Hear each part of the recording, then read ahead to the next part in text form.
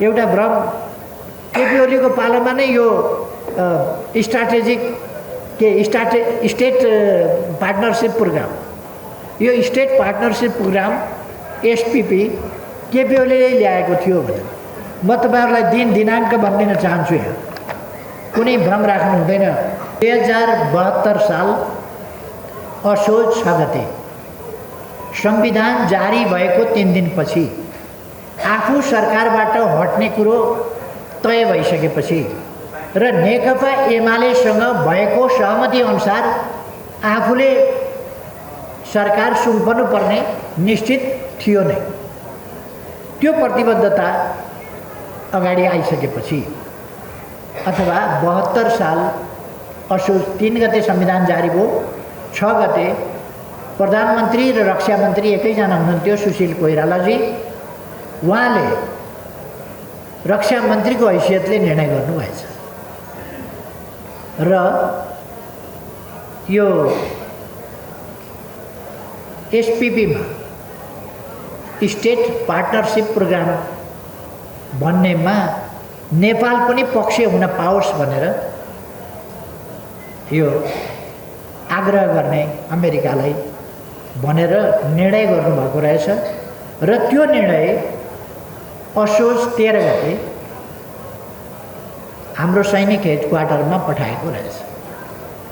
6 गते उहाँले मन्त्री स्तरीय निर्णय गर्नुभयो, 13 गते सैनिक हेडक्वार्टरमा पठाउनु। सैनिक हेडक्वार्टरले अब यो हेर्न पर्छ अझै यो तिथिमिति सही हो कि होइन, यसमा तिथिमितिमा हेर्न पर्छ। तर हामीलाई कतै पनि बताइएन। 24 गते म संसदबाट निर्वाचित भएँ, 2072 असोज 24 गते। 25 गते मैले शपथ ग्रहण गरेँ। तर 10 गते त्यस बेलाका प्रधान सेनापति राजेन्द्र छेत्रीले अमेरिकी एम्बेसीलाई पत्र लेखेको रहेछ। एउटा मन्त्री स्तरबाट क्याबिनेटले यो निर्णय गरेको हुँदा यो अगाडि बढाइ पाऊँ भनेर उनले लेखेका रहेछ। एम्बेसडरलाई पत्र लेखेको। सिम्पली सेनापतिले प्रधान सेनापतिले पत्र त्यसरी लेख्दैन। एमएसीलाई सेनापतिले पत्र लेख्दैन। रक्षा मन्त्रालयको काम हो त्यो, परराष्ट्र मन्त्रालयको काम होला त्यो। तर प्रधान सेनापति आफैले लेखेको रहेछ, जो कसैलाई पनि थाहा भएन। जबकि त्योभन्दा 15 दिन अगाडि म प्रधानमन्त्री भइसकेको छु, तर त्यो कुरा बताइएन। त्यो कुरा गुपचुपै राखियो र पछि फेरि शेरबहादुरजी प्रधानमन्त्री भएपछि 74 साल वैशाख 24 गते, होइन शेरबहादुर होइन, प्रचण्ड नै प्रधानमन्त्री भएको बेला, प्रचण्डजी नै प्रधानमन्त्री भएको बेला 74 साल वैशाख 24 गते जेठमा प्रचण्डले छोड्नुभयो र शेरबहादुरजी प्रधानमन्त्री बन्नुभयो। यो वैशाखको कुरा हो। वैशाख 24 गते राजेन्द्र छेत्रीले नै प्रधान सेनापतिको हैसियतमा पेसिफिक कमान्ड, अमेरिकी सेनाको पेसिफिक कमान्डलाई पत्र लेख्नु भएको रहेछ। यो पहिलेको कुरो किन त्यत्तिकै सेलायो, हामीले निवेदन गरेका थियौँ, किन सेलायो, त्यो अगाडि बढाउनु पर्यो भनेर लेख्नु भएको रहेछ। यस कुराको पछि हाम्रो सरकार आएपछि गाईगुई चल्यो र 1 जुन 2019 मा हाम्रो सरकार भएका बेला इन्डो पेसिफिक स्ट्राटेजी भन्ने कुरा ट्रम्पले ल्याए र यसको 38 पेज या 39 पेज, सायद 38 पेजमा यो इन्डो पेसिफिक स्ट्राटेजीमा पछिल्लोपल्ट नेपाल र श्रीलङ्का पनि संलग्न भएका छन् भन्ने समाचार उनीहरूले चाहिँ त्यो कुरा उल्लेख गरे। त्यो उल्लेख गरेपछि हामीले त्यसलाई हेरेर यो कहाँबाट भयो, यो हामी भएका छैनौँ, हामी त्यसको स्ट्राटेजीमा गएका छैनौँ, त्यसको पार्टनरसिपमा पनि हामी गएका छैनौँ र जाने कुरा पनि आउँदैन। हाम्रो परराष्ट्र नीति, हाम्रो विदेश नीति कुनै कुराले पनि हामी पञ्चशीलका सिद्धान्त मान्छौँ, हामी असंलग्न परराष्ट्र नीति मान्छौँ, हामी तटस्थताको नीति मान्छौँ, हामी कुनै पनि कतैको सैन्य गुटमा सरिक नहुने, कुनै पनि प्रकारको मिलिट्री एलायन्समा सरिक नहुने, त्यो हाम्रो नीति छ भने यस्तो कुरा कसरी आयो भनेर प्रदीप गेवालीजी परराष्ट्र मन्त्री हुनुहुन्थ्यो र ईश्वर पोखरेलजी रक्षा मन्त्री हुनुहुन्थ्यो, प्रधानमन्त्री हुनुहुन्थ्यो र त्यति बेला हामीले एउटा छानबिन समिति बनायौँ, सायद परराष्ट्र सचिवको नेतृत्वमा होला। परराष्ट्र सचिवको नेतृत्वमा हामीले छानबिन समिति बनायौँ र त्यो छानबिन समितिले रिपोर्ट दियो, यो उपयुक्त हुँदैन, यो ठिक छैन र यसमा हामी सहभागी हुन सक्दैनौँ र यो मिलिट्री गठबन्धन भन्ने कुरा त हाम्रो यो सोचभन्दा बाहिरको, राष्ट्रिय नीतिभन्दा बाहिरको कुरा हो। हामी कुनै मिलिट्री एलायन्समा कहिल्यै पनि, एकपल्ट अहिले होइन कि कहिल्यै पनि, उहिलेदेखि हामी बान्डुङ सम्मेलनदेखि हामीले पञ्चशीलका सिद्धान्तहरू मानिआएका हौँ र हाम्रो तटस्थ नीतिभित्र हामी कुनै मिलिट्री एलायन्समा जाँदैनौँ भन्ने कुरा छँदैछ। यसो भएर हामी जाँदैनौँ भन्ने हामीले निर्णय नै गर्यौँ, यसमा हामी सहभागी हुँदैनौँ भन्ने। अब त्यो कुरा त्यति बेला त्यो च्याप्टर क्लोज हो। अहिले त्यो च्याप्टर जोडेर ल्याउन खोजिराखेका छन्। त्यो सुशील कोइरालाले सुरु गरेको, सुशील कोइरालाको प्रधानमन्त्रीत्वमा केपी ओली प्रधानमन्त्री भएका बेला, ईश्वर पोखरेल रक्षा मन्त्री भएको बेला, प्रदीप गेवाली परराष्ट्र मन्त्री भएको बेला त्यो च्याप्टरलाई छानबिन गरिकन यो उपयुक्त होइन र नेपाल यसमा सरिक हुँदैन भन्ने निष्कर्ष निकालेर हामीले त्यसलाई अस्वीकार गर्यौँ।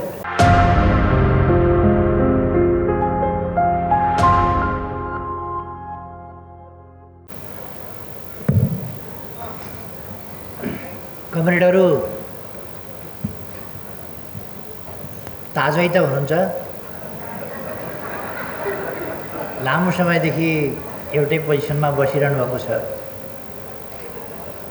उठ्नुपर्छ, खुट्टा तन्काउनुपर्छ, अप्ठ्यारो भएको छ भने 5 मिनट गरौँ, त्यो काम गरौँ। के छ तपाईँहरू बस्न सक्नुहुन्छ लामो समय कि एकछिन ब्रेक गरौँ 5 मिनट?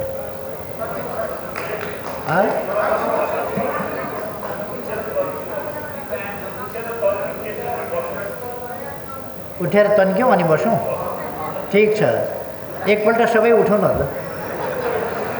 ठिक छ, उठेर तन्किनु ठिक छ नि। यस्तो गरेर अब अलिक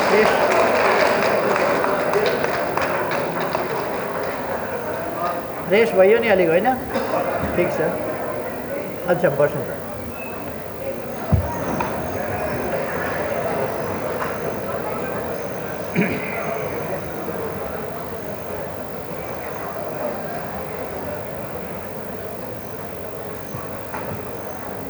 प्रिय कमरेडहरू, मैले हिजो उद्घाटनको अवसरमा पनि केही कुराहरू राखेको थिएँ र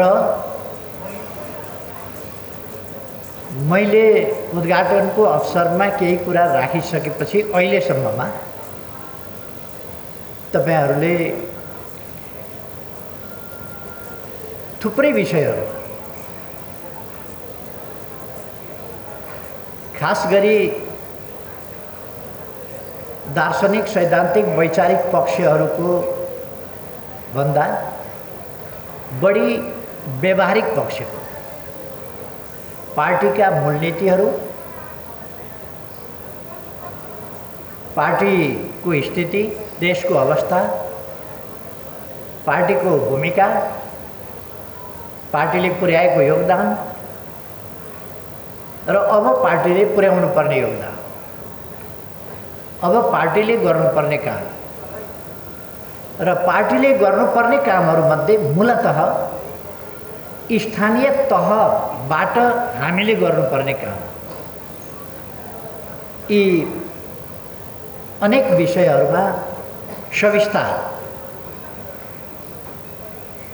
नेतृत्व तहबाट प्रशिक्षणहरू सुन्नुभएको छ। तपाईहरूले संविधानमा हामीले के व्यवस्था गरेका छौँ? सङ्घीय संरचना अन्तर्गत स्थानीय तहका अधिकार कर्तव्य, स्थानीय तहका प्रदेश र केन्द्रसँगका सम्बन्धका प्रश्नहरू,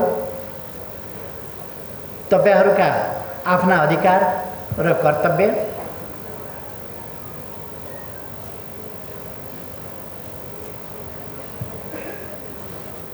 र तपाईहरूले गर्नुपर्ने कामहरू, ती काम गर्ने तरिका कसरी गर्नुपर्छ त्यस सम्बन्धमा पनि विस्तृत विषयगत प्रशिक्षण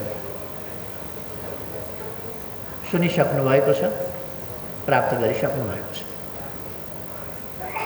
र मैले ती कुराहरूपट्टि अहिले लागिरहनु पर्ने, समय खर्च गरिरहनु पर्ने छैन। सुशील गेवालीजीले स्थानीय तहको अधिकार र कार्यक्षेत्रको बारेमा विस्तृत तपाईहरूलाई बताउनु भएको छ। त्यसै गरेर पार्टी र जनप्रतिनिधि बीचको अन्तरसम्बन्ध, जनप्रतिनिधिहरूको भूमिका र त्यो भूमिका पुरा गर्नका लागि कामको शैली कस्तो हुनुपर्छ, कार्यशैली कस्तो हुनुपर्छ, त्यस सम्बन्धमा तपाईहरूले comrade Pradeep Gewali party school विभाग प्रमुख, उपमहासचिव, उहाँबाट सविस्तार प्रशिक्षण पाइसक्नु भएको छ। समृद्धि र समाजवादका आधार निर्माणमा स्थानीय तहको भूमिका, बजेट र नीति निर्माण आदि सम्बन्धमा कमरेड महासचिव शङ्कर पोखरेलले तपाईहरूलाई विस्तृत रूपमा प्रकाश पारिसक्नु भएको छ। हामीले प्रविधिको प्रयोग, आईटी सेक्टरको कसरी हामी प्रयोग गर्न सक्छौँ, आईटीको कसरी प्रयोग गर्न सक्छौँ, हाम्रा एप्सहरू कसरी विकास गर्न, कसरी प्रयोग गर्न, तिनको सदुपयोग कसरी गर्न सक्छौँ, तिनलाई सूचना प्राप्त गर्ने र सूचना सम्प्रेषण गर्ने, ज्ञान प्राप्त गर्ने र ज्ञान सम्प्रेषण गर्ने माध्यमको रूपमा अधिकतम प्रयोग कसरी गर्न सक्छौँ, हामीले सम्प्रेषण गर्ने विषयहरूलाई बढी आकर्षक कसरी बनाउन सक्छौँ। सम्प्रेषण गर्दा कलात्मक ढङ्गले सम्प्रेषण गर्नु र कलाविहीन ढङ्गले सम्प्रेषण गर्नु आकाश जमिनको फरक मात्रै होइन, कहिले कहिले उल्टो पाल्टो हुन्छ। त्यसकारण हामीले विषयलाई सम्प्रेषण गर्दा भएको कुरा त भने आउने भनेर हुँदैन, कसरी भनियो भन्ने कुरा को असाधारण महत्त्व हुन्छ। त्यो कुरा पनि साथीहरूले बताइसक्नु भएको छ। भएको त भएकै कुरा सम्प्रेषण गर्ने, तर त्यो सम्प्रेषण गर्दा कति ग्रहणीय ढङ्गले, कति आकर्षक ढङ्गले त्यसलाई श्रोता समक्ष हामी प्रस्तुत गर्छौँ, त्यसको खास महत्त्व छ। एउटा साधारण भनाइ छ, कथा जस्तो। एकजना ज्योतिषी आएछन्, हात हेरेछन् एकजनाको, अनि हेर्दै गएर के भनेछन् भने, ओहो बुढा मान्छे कस्तो अलक्षिनी रहेछ भाइ, घरका जहान परिवार, छोरा छोरी, नाति नातिना सबै मरिसक्ने, आफू बुढेसकालमा बाँच्ने, कोही सहारा नहुने, कस्तो अभागी हात रहेछ। सुन्दै गएपछि बुढालाई झोक चल्यो, जुरुक्क उठेर ठ्याममा दिएछ, ल जाऊ, यस्ता कुरा गर्छ भनेर रिसायो बुढो मान्छे। अर्को ज्योतिषी आएछ, उसले हात हेऱ्यो, हात हेरेर के भन्यो भने, ओहो कति भाग्यमानी हुँदो रहेछ, सबै घर परिवार सबको भन्दा हजुरको आयु कति हो, कति लामो, कति भाग्यमानी हो, धेरै वर्ष बाँच्ने चिरञ्जीवी भन्यो। उही कुरा हो, घरका सबै परिवारको भन्दा बढी लामो आयो चिरञ्जीवी, कुरा उही हो। तर उसले फरक ढङ्गले भनेपछि रमाएर बुढाले चाहिँ नि उही कुरा भन्दा नि निकालेर दक्षिणा दिएछ। उही कुरा भन्दाखेरि, त्यही कुरा भन्दाखेरि तरिका एउटा भयो थप्पड खायो, तरिका अर्को भयो दक्षिणा पायो। त्यसकारण हामीले विषय सम्प्रेषण गर्दा कसरी गर्छौँ भन्ने कुरा पनि ध्यान दिनुपर्छ। त्यो कुरा पनि कमरेडहरूले तपाईँहरूलाई बताइसक्नु भएकै छ। हाम्रो शैली कस्तो हुनुपर्छ भन्ने कुराभित्र यो कुराहरू आएकै छ। अब तपाईँहरूले सङ्कल्प पनि पारित गरिसक्नु भएको छ। अब हामी कसरी, कस्तो अनुशासन, कस्तो शैली, कस्ता विचार, कुन उद्देश्य, कुन सङ्कल्पका साथ अगाडि बढ्छौँ भनेर समग्रतामा सङ्कल्प भन्ने एउटा शब्द अन्तर्गत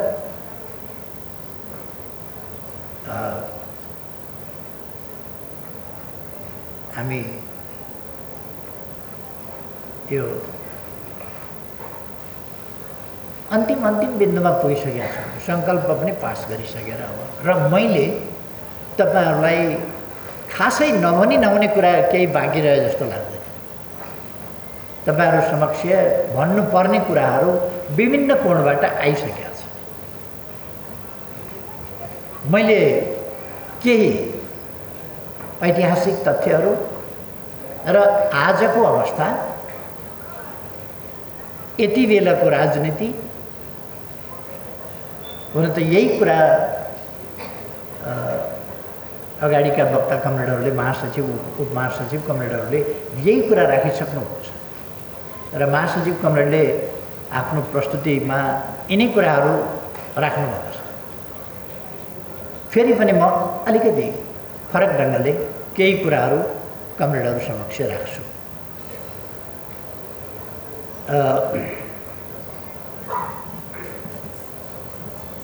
हामी एउटा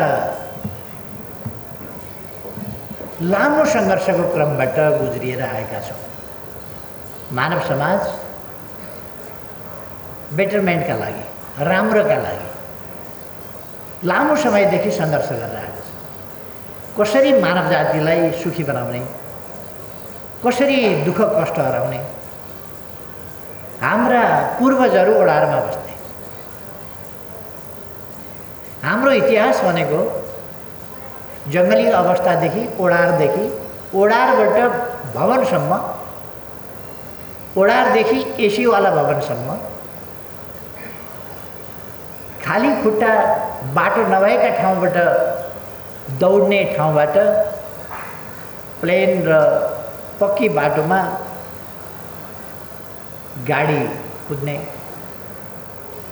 समयसम्मको यात्रा, मानवीय जीवनलाई सहज सरल सुखमय बनाउनका लागि को यात्रा।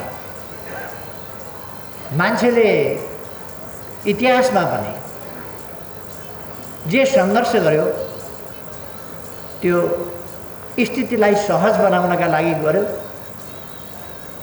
र अझ उन्नत बनाउनका लागि, जीवन बाँच्न अनुकूल हुने, सहज हुने र अझ उन्नत ढङ्गले, अझ सहज ढङ्गले, अझ सुरक्षित ढङ्गले बाँच्न सकिने अवस्था बनोस्।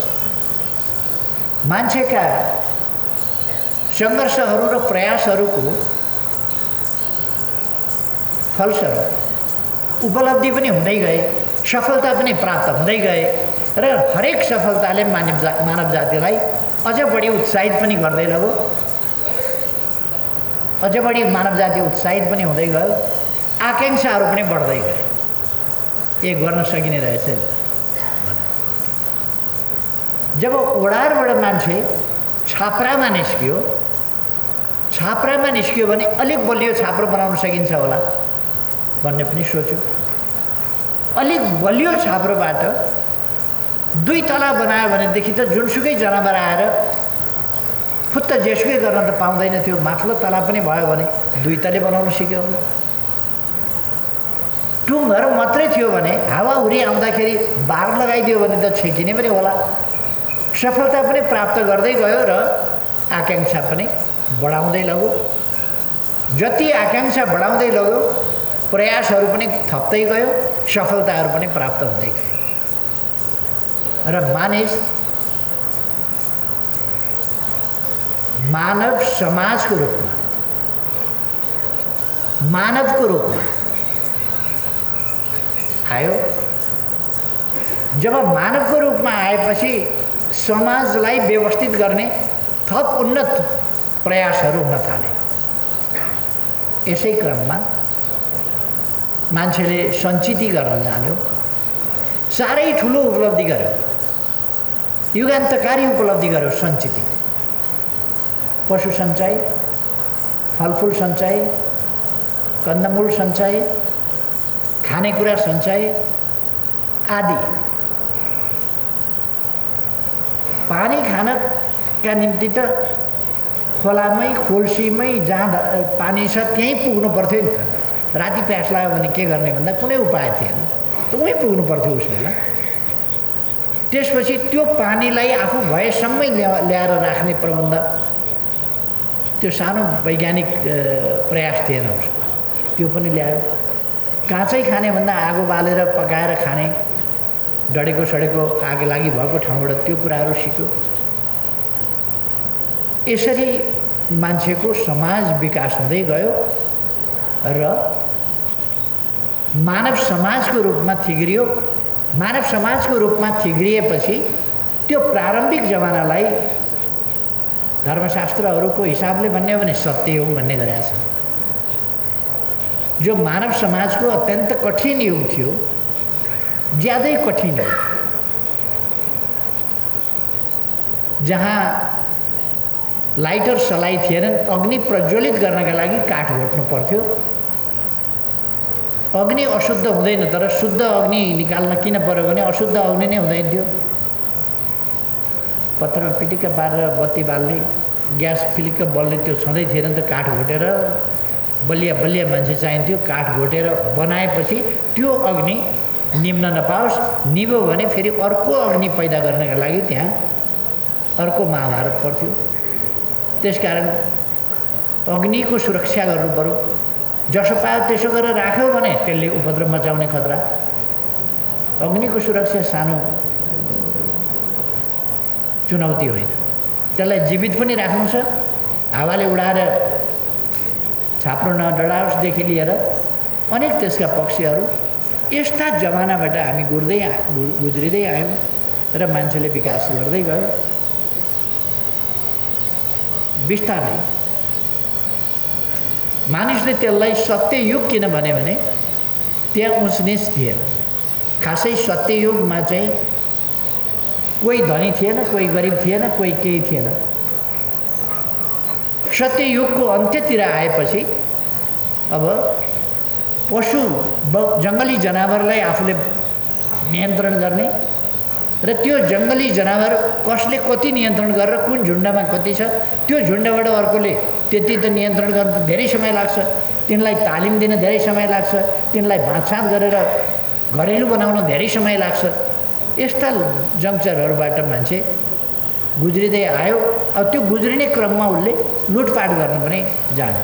जङ्गली जनावरहरू खोजिरहन भन्दा एउटा गोठ लुटिदियो भने, त्यसका उहिले हामीले महाभारततिर हेऱ्यौँ भने विराटका गाईहरू अर्काले लुटेको कथा पाउँछौँ हामी। जुन लुटाइबाट विराट राजाका गाईहरूलाई उम्काउँदाखेरि पाण्डवहरूले आफ्नो परिचय अर्जुनले दिएका थिए। त्यो अर्जुनको रूपमा त्यहाँ प्रकट भएका थिए। गाई लुट्ने कुरा चाहिँ ठुलो युद्धको, मान्छेहरूको बिचमा मारामारको विषय हुन्थ्यो। पशुधन नियन्त्रण गर्ने कुरा र यसरी सञ्चयको प्रवृत्ति, सञ्चयको ज्ञान, सञ्चयको प्रविधि, सञ्चयको प्रवृत्ति यी चिजहरू बढ्दै गएपछि अनि मान्छे वर्गमा विभाजित हुँदै जाने र मालिक र गैर मालिक, मालिक र दासको रूपमा बिस्तारै परिवर्तित हुँदै जाने। त्यसकारण हामीले दास युग भनेर आदिम युगभन्दा पछिको जब वर्ग विभेद जन्मियो त्यसपछिको चरम एउटा अमानवीयताको सुरु भयो। यद्यपि पहिले पनि मानवीयता हुन्थ्यो भन्ने होइन, साह्रै कठिन जमाना थियो। तर मान्छेले मान्छेलाई नै पहिले चाहिँ झुन्डहरू भेट हुँदाखेरि मारामार गर्ने, एउटा झुन्डले अर्कोलाई मार्ने खाने अनेक चिज चल्दो हो, जङ्गली जनावर जस्तै झुन्डका बिचमा।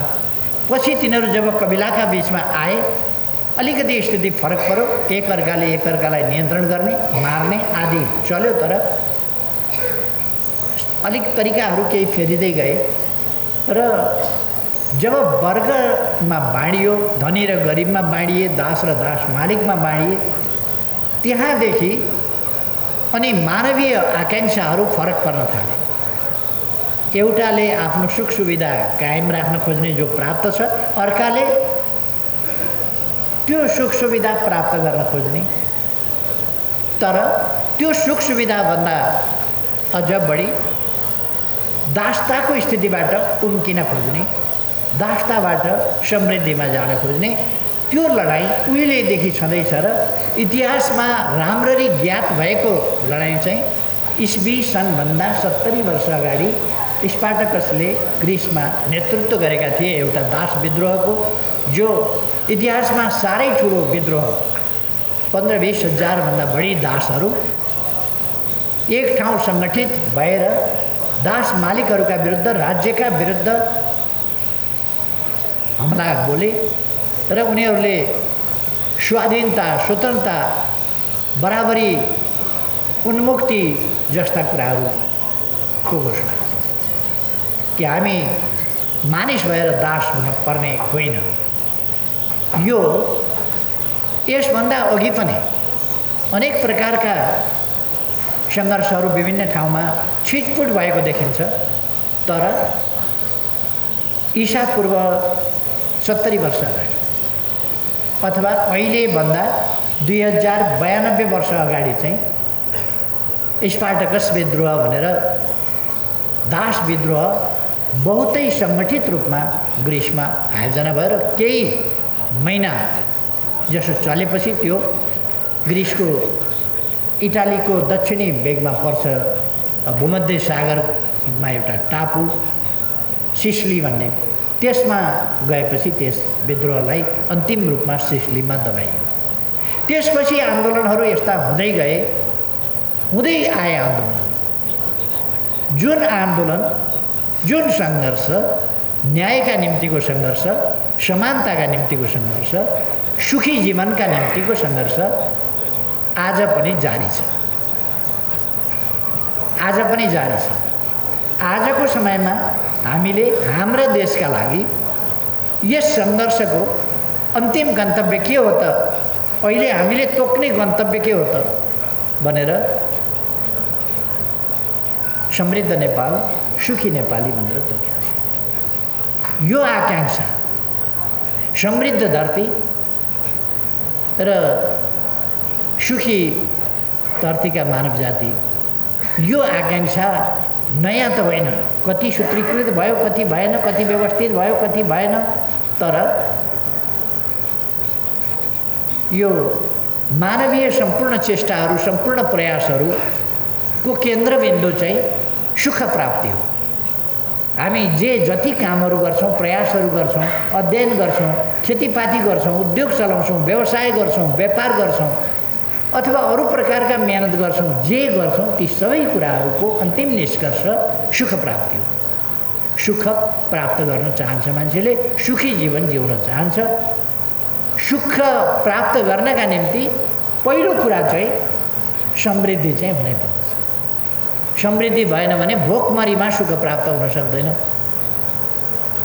अभावमा सुख प्राप्ति हुन सक्दैन। र समृद्धि र अभावको परिपूर्ति यो मात्रै फेरि सुख प्राप्तिको बाटो होइन। त्यसकारण सुख प्राप्तिका समृद्धिसँगै मापदण्डहरू राखेर हामीले समृद्ध नेपाल सुखी नेपाली भनेका छौँ र हामीले भनेका छौँ जैविक र मानवीय न्यायोचित आवश्यकताहरूको यथोचित परिपूर्ति र मानवीय आकांक्षा सुरक्षा र सम्मान अधिकार अवसरसहित न्याय समानता आकांक्षाहरूसहित त्यसको प्राप्ति त्यसको प्रत्याभूति त्यसको ग्यारेन्टी त्यसबाट सुखी जीवन प्राप्त गर्न सकिन्छ या सुखी हुन सकिन्छ। यो समग्रतामा हामीले फर्मुलेट गरेका छौँ र समाजवाद भन्ने कुरालाई सहज ढङ्गले बुझ्नु पर्दछ, सहज ढङ्गले बुझाउनु पर्दछ। समाजवाद भनेको वास्तवमा के हो त भन्दा समृद्ध नेपाल सुखी नेपाली हो। नेपालमा समाजवाद के हो भन्दा समृद्ध नेपाल सुखी नेपाली र आज हामी समृद्ध नेपाल सुखी नेपालीको हाम्रो गन्तव्य हाम्रो उद्देश्यमा पुग्नका लागि सम्पूर्ण प्रयासहरू गरिरहेका छौँ। हामीलाई पार्टी किन चाहियो? हामीलाई पार्टी चाहियो त्यस ठाउँमा पुग्नका लागि बाटो देखाउने, नीति तय गर्ने, बाटो तय गर्ने। दैनन्दिन समस्याहरू आइरहन्छन्, गन्तव्य त हामीले तोक्यौँ, तर त्यो गन्तव्यमा पुग्ने कसरी? त्यसका निम्ति सङ्गठित प्रयास चाहिन्छ, सही प्रयास चाहिन्छ। त्यसकारण सही नीतिहरू र ती सही नीतिहरू कार्यान्वयन गर्ने संस्था, त्यो संस्था यस्तो होस् जो अनुशासित होस्, जुन संस्था गतिशील होस्। त्यसकारण हामीले भनेका छौँ पार्टी र संस्था यिनीहरू साध्य होइनन्, साधन हुन्, माध्यम नै हुन् हाम्रो गन्तव्यमा पुग्नका लागि। मुख्य कुरा त मानवीय सुख नै हाम्रो गन्तव्य हो। सुखका निम्ति अर्को सँगसँगै हुने परिपूरक त्यसको अनिवार्य सङ्घटक चिज समृद्धि हो। त्यसकारण बिना समृद्धि सुख प्राप्त हुँदैन र त्यो सुखमा पुग्नका निम्ति हामीसँग गन्तव्य त हामीले सही तोक्यौँ, समाजवादको उद्देश्य त हामीले तोक्यौँ, हामीले गन्तव्य तोक्यौँ, तर अब त्यसमा पुग्ने कसरी? त्यसका निम्ति हामीसँग सही नीतिहरू चाहिन्छन्। नीति कसले तय गर्ने? नीति तय गर्न, ती नीतिहरूलाई लिएर अगाडि बढ्न, ती नीतिहरूको प्रचार गर्न, ती नीतिहरू कार्यान्वयन गर्न संस्था चाहिन्छ। हामी यस्तो संस्था बनाउन चाहन्छौँ, पार्टी बनाउनका लागि पार्टी होइन, देश बनाउनका लागि पार्टी। हामी पार्टी बनाउनका लागि मात्रै होइन, हामी काम गर्नका लागि मात्रै होइन, उपलब्धिका लागि, हाम्रा उद्देश्यहरू परिपूर्तिका लागि हामी काम गर्न चाहन्छौँ। यसरी हामी अहिले सही विचार बोकेको, सही उद्देश्यमा हिँड्ने, सही नीतिहरू तय गरेको, सही कार्यक्रम, सही योजना, सही लक्ष्यहरू सहित अगाडि बढ्ने अनुशासित, बिल्कुलै अनुशासित र सक्रिय गतिशील पार्टी हामी चाहन्छौँ। म कमरेडहरूलाई भन्न चाहन्छु, अहिले पनि कसैले यस्तो तीव्र लडाईँ, आज हामी एउटा तीव्र वैचारिक र राजनीतिक लडाईँ लडिरहेका छौँ। यो राजनीतिक लडाईँ भन्ने भित्र राजनीतिका विविध पक्षहरू, राजनीतिका विविध पक्ष भनेको पार्टीगत पक्ष, स्थानीय तहका पक्ष, प्रदेशका पक्ष, सङ्घका पक्ष, सरकारका पक्ष, पार्लियामेन्टका पक्ष अथवा राजनीतिका विविध पक्षदेखि लिएर आर्थिक लगायतका पक्ष, यी सबै पक्षहरूलाई अगाडि बढाएर लिएर जाने एउटा सही पार्टी, त्यस्तो पार्टी जो अनुशासित ढङ्गले अगाडि बढोस्, यस्तो पार्टी जो सङ्घर्षको एउटा यस्तो बिन्दुमा छ जो निर्णायक बिन्दुमा, यति बेला पनि पार्टीप्रति निष्ठा नहुने, यो कुरा त कल्पनै गर्न सकिन्न। एमाले कल्पना गर्न नसक्ने कुरा के हो भने हाम्रो जस्तो पार्टी प्रति निष्ठा रहँदैन भने, हाम्रो जस्तो पार्टी जसका विशेषता अघि मैले भने यस्तो पार्टीप्रति पनि कोही वफादार रहँदैन भने त्यो पार्टी कार्यकर्ता त हो सक्छ, कार्यकर्ता होइन। यस्तो पार्टीभित्र बसेर पनि पार्टीलाई खुइल्याउने, पार्टीको प्रभाव प्रतिष्ठा कमजोर पार्ने काम कुरा गर्छ भने त्यो पार्टीको नेता कार्यकर्ता के पनि होइन। र यति बेला हामीले वास्तवमा पार्टीलाई एक ढिक्का बनाएर, एक तरिकाले, एक तालसुरमा हिँडाउनुपर्छ। किनभने हाम्रो गन्तव्य भनेको देशको गन्तव्य हो, जनताको गन्तव्य हो, यो राष्ट्रिय गन्तव्य हो, समृद्ध नेपाल सुखी नेपाली। यसमा हामीले पुगी छोड्नु छ र यसमा पुग्नबाट हामीलाई रोक्ने शक्तिहरूलाई पराजित गर्नु छ। अहिलेसम्ममा स्पष्ट भइसक्यो, अघि महासचिव कमरेडले राखिसक्नुभयो, अहिलेसम्ममा स्पष्ट भइसक्यो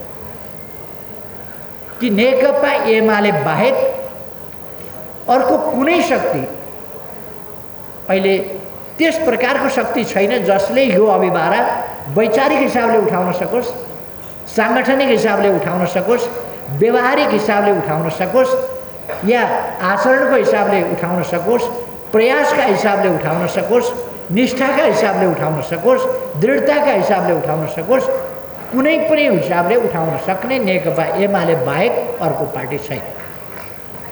यस्तो पार्टीलाई त्यसकारण हामीले दृढतापूर्वक रक्षा गरिआएका छौँ, गर्नुपर्दछ। यसको विस्तार विकास गर्न र यसलाई सफलतामा पुर्याउन अनिवार्य छ र सफलतामा पुर्याउने प्रयास हामी गरिरहेका छौँ। आजको हाम्रो सङ्घर्ष त्यही हो। हाम्रो सङ्घर्ष खास कसैको विरुद्ध भन्दा पनि गरिबीका विरुद्ध हो, पछौटेपनका विरुद्ध हो, सामाजिक भेदभावका विरुद्ध हो, सामाजिक व्यथितिका विरुद्ध हो, पछौटेपनका विरुद्ध हो र समृद्धितर्फ जान रोक्ने त्यस्ता शक्तिहरू, यी शक्ति चाहिँ बन्न गए। हामी त गरिबीका विरुद्ध लड्न खोज्छौँ, तर गरिबीका विरुद्ध लड्न नदिने खालका शक्तिहरू निर्माण हुन्छ। हाम्रो राजनीतिक लडाइँ भनेको के हो? साङ्गठनिक लडाइँ भनेको के हो? प्रतिस्पर्धा भनेको के हो? अहिलेको 5 दलसँगको हाम्रो गठबन्धन भनेको के हो भन्दा हाम्रो देशको राष्ट्रिय हितको पक्षमा, राष्ट्रिय हितलाई रक्षा र सम्वर्धन गर्न नदिने पक्षमा वैदेशिक दलाली आदि जस्ता कुराहरूबाट देशलाई सार्वभौम सत्ता सम्पन्न स्वतन्त्र एउटा स्वाभिमानी स्वाधीन राष्ट्रको रूपमा अगाडि बढ्न नदिने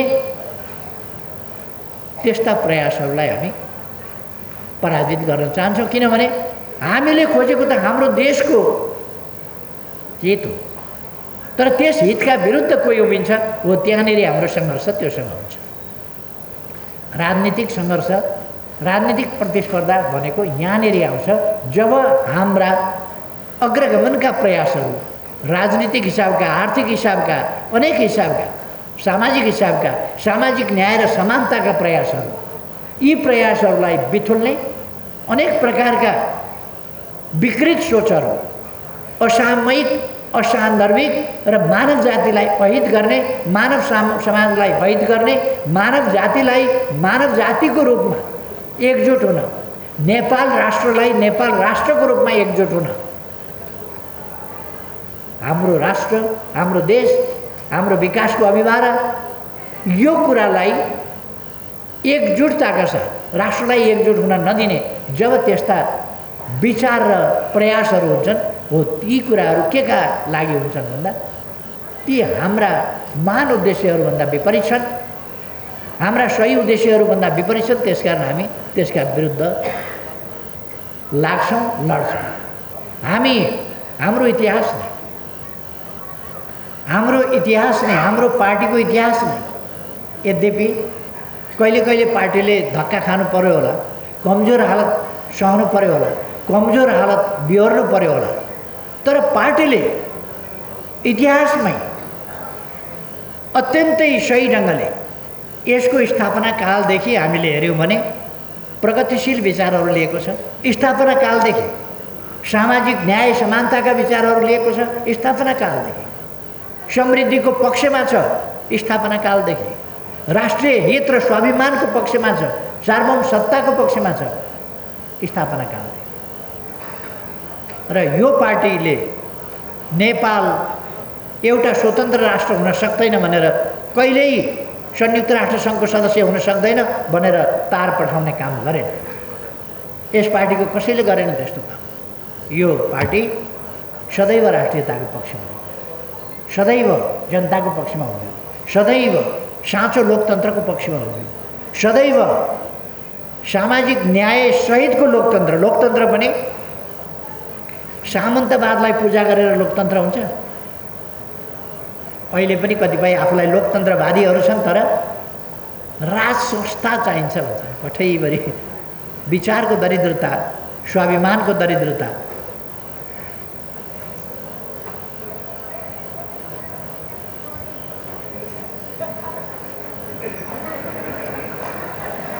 स्वाभिमानको दरिद्रता, यी कुराहरू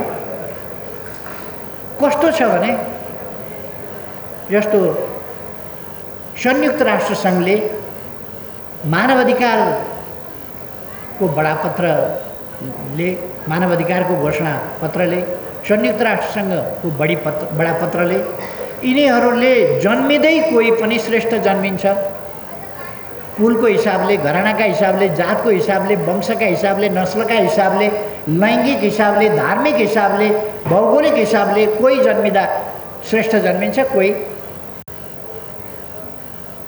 माथिको, कोही तलको आदि। यस्ता कुरा होइन भनेर आज त विश्व संस्थाहरूले मानिसकेको कुरा हो। मानवाधिकार घोषणापत्र, कमसेकम मानवाधिकार घोषणापत्र, विश्वव्यापी घोषणापत्र, यसलाई नेपालका आफूलाई पढे लेखेको भन्ठान्नेहरूले, सर्टिफिकेट त होला उहाँहरूसँग, तर पढ्नु के भयो भन्दा जन्मिँदा मान्छे बराबर जन्मिन्छ भन्ने नै बुझ्न नसक्ने गरी के पढ्नुभयो होला। अचम्मको कुरा त थियो। जन्मिँदा सबै बराबर हैसियतमा जन्मिन्छन् भन्ने नै बुझ्नु भएन। र कसैको छोराछोरी जन्मिँदा लाटो लङ्गडो भए पनि, गँजाडी भए पनि, ड्रगिस्ट भए पनि, ड्रङ्क भए पनि, जे भए पनि उसको सेवा गर्न पाउनुपर्छ, उसका अगाडि नेउरिन पाउनुपर्छ, उसलाई ढोग्न पाउनुपर्छ, ऊ महान हो भन्न पाउनुपर्छ भन्ने मानसिकता पढेर के गर्नु? पढेर पनि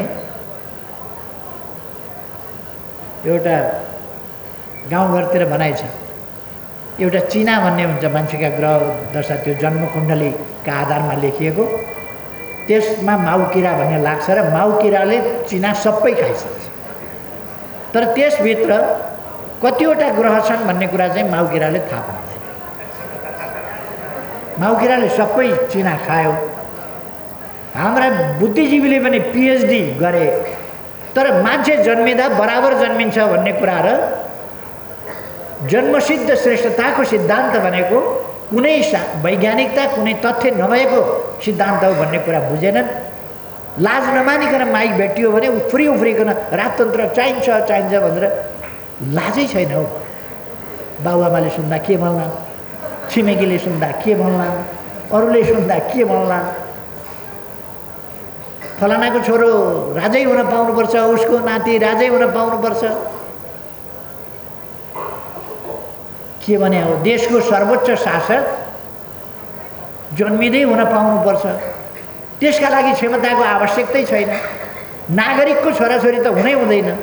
आफै नागरिक भएर नागरिक प्रतिको कस्तो शत्रुता, कस्तो हीन भाव, कस्तो हीन ग्रन्थि होला नागरिक प्रतिको हेर्ने दृष्टिकोण।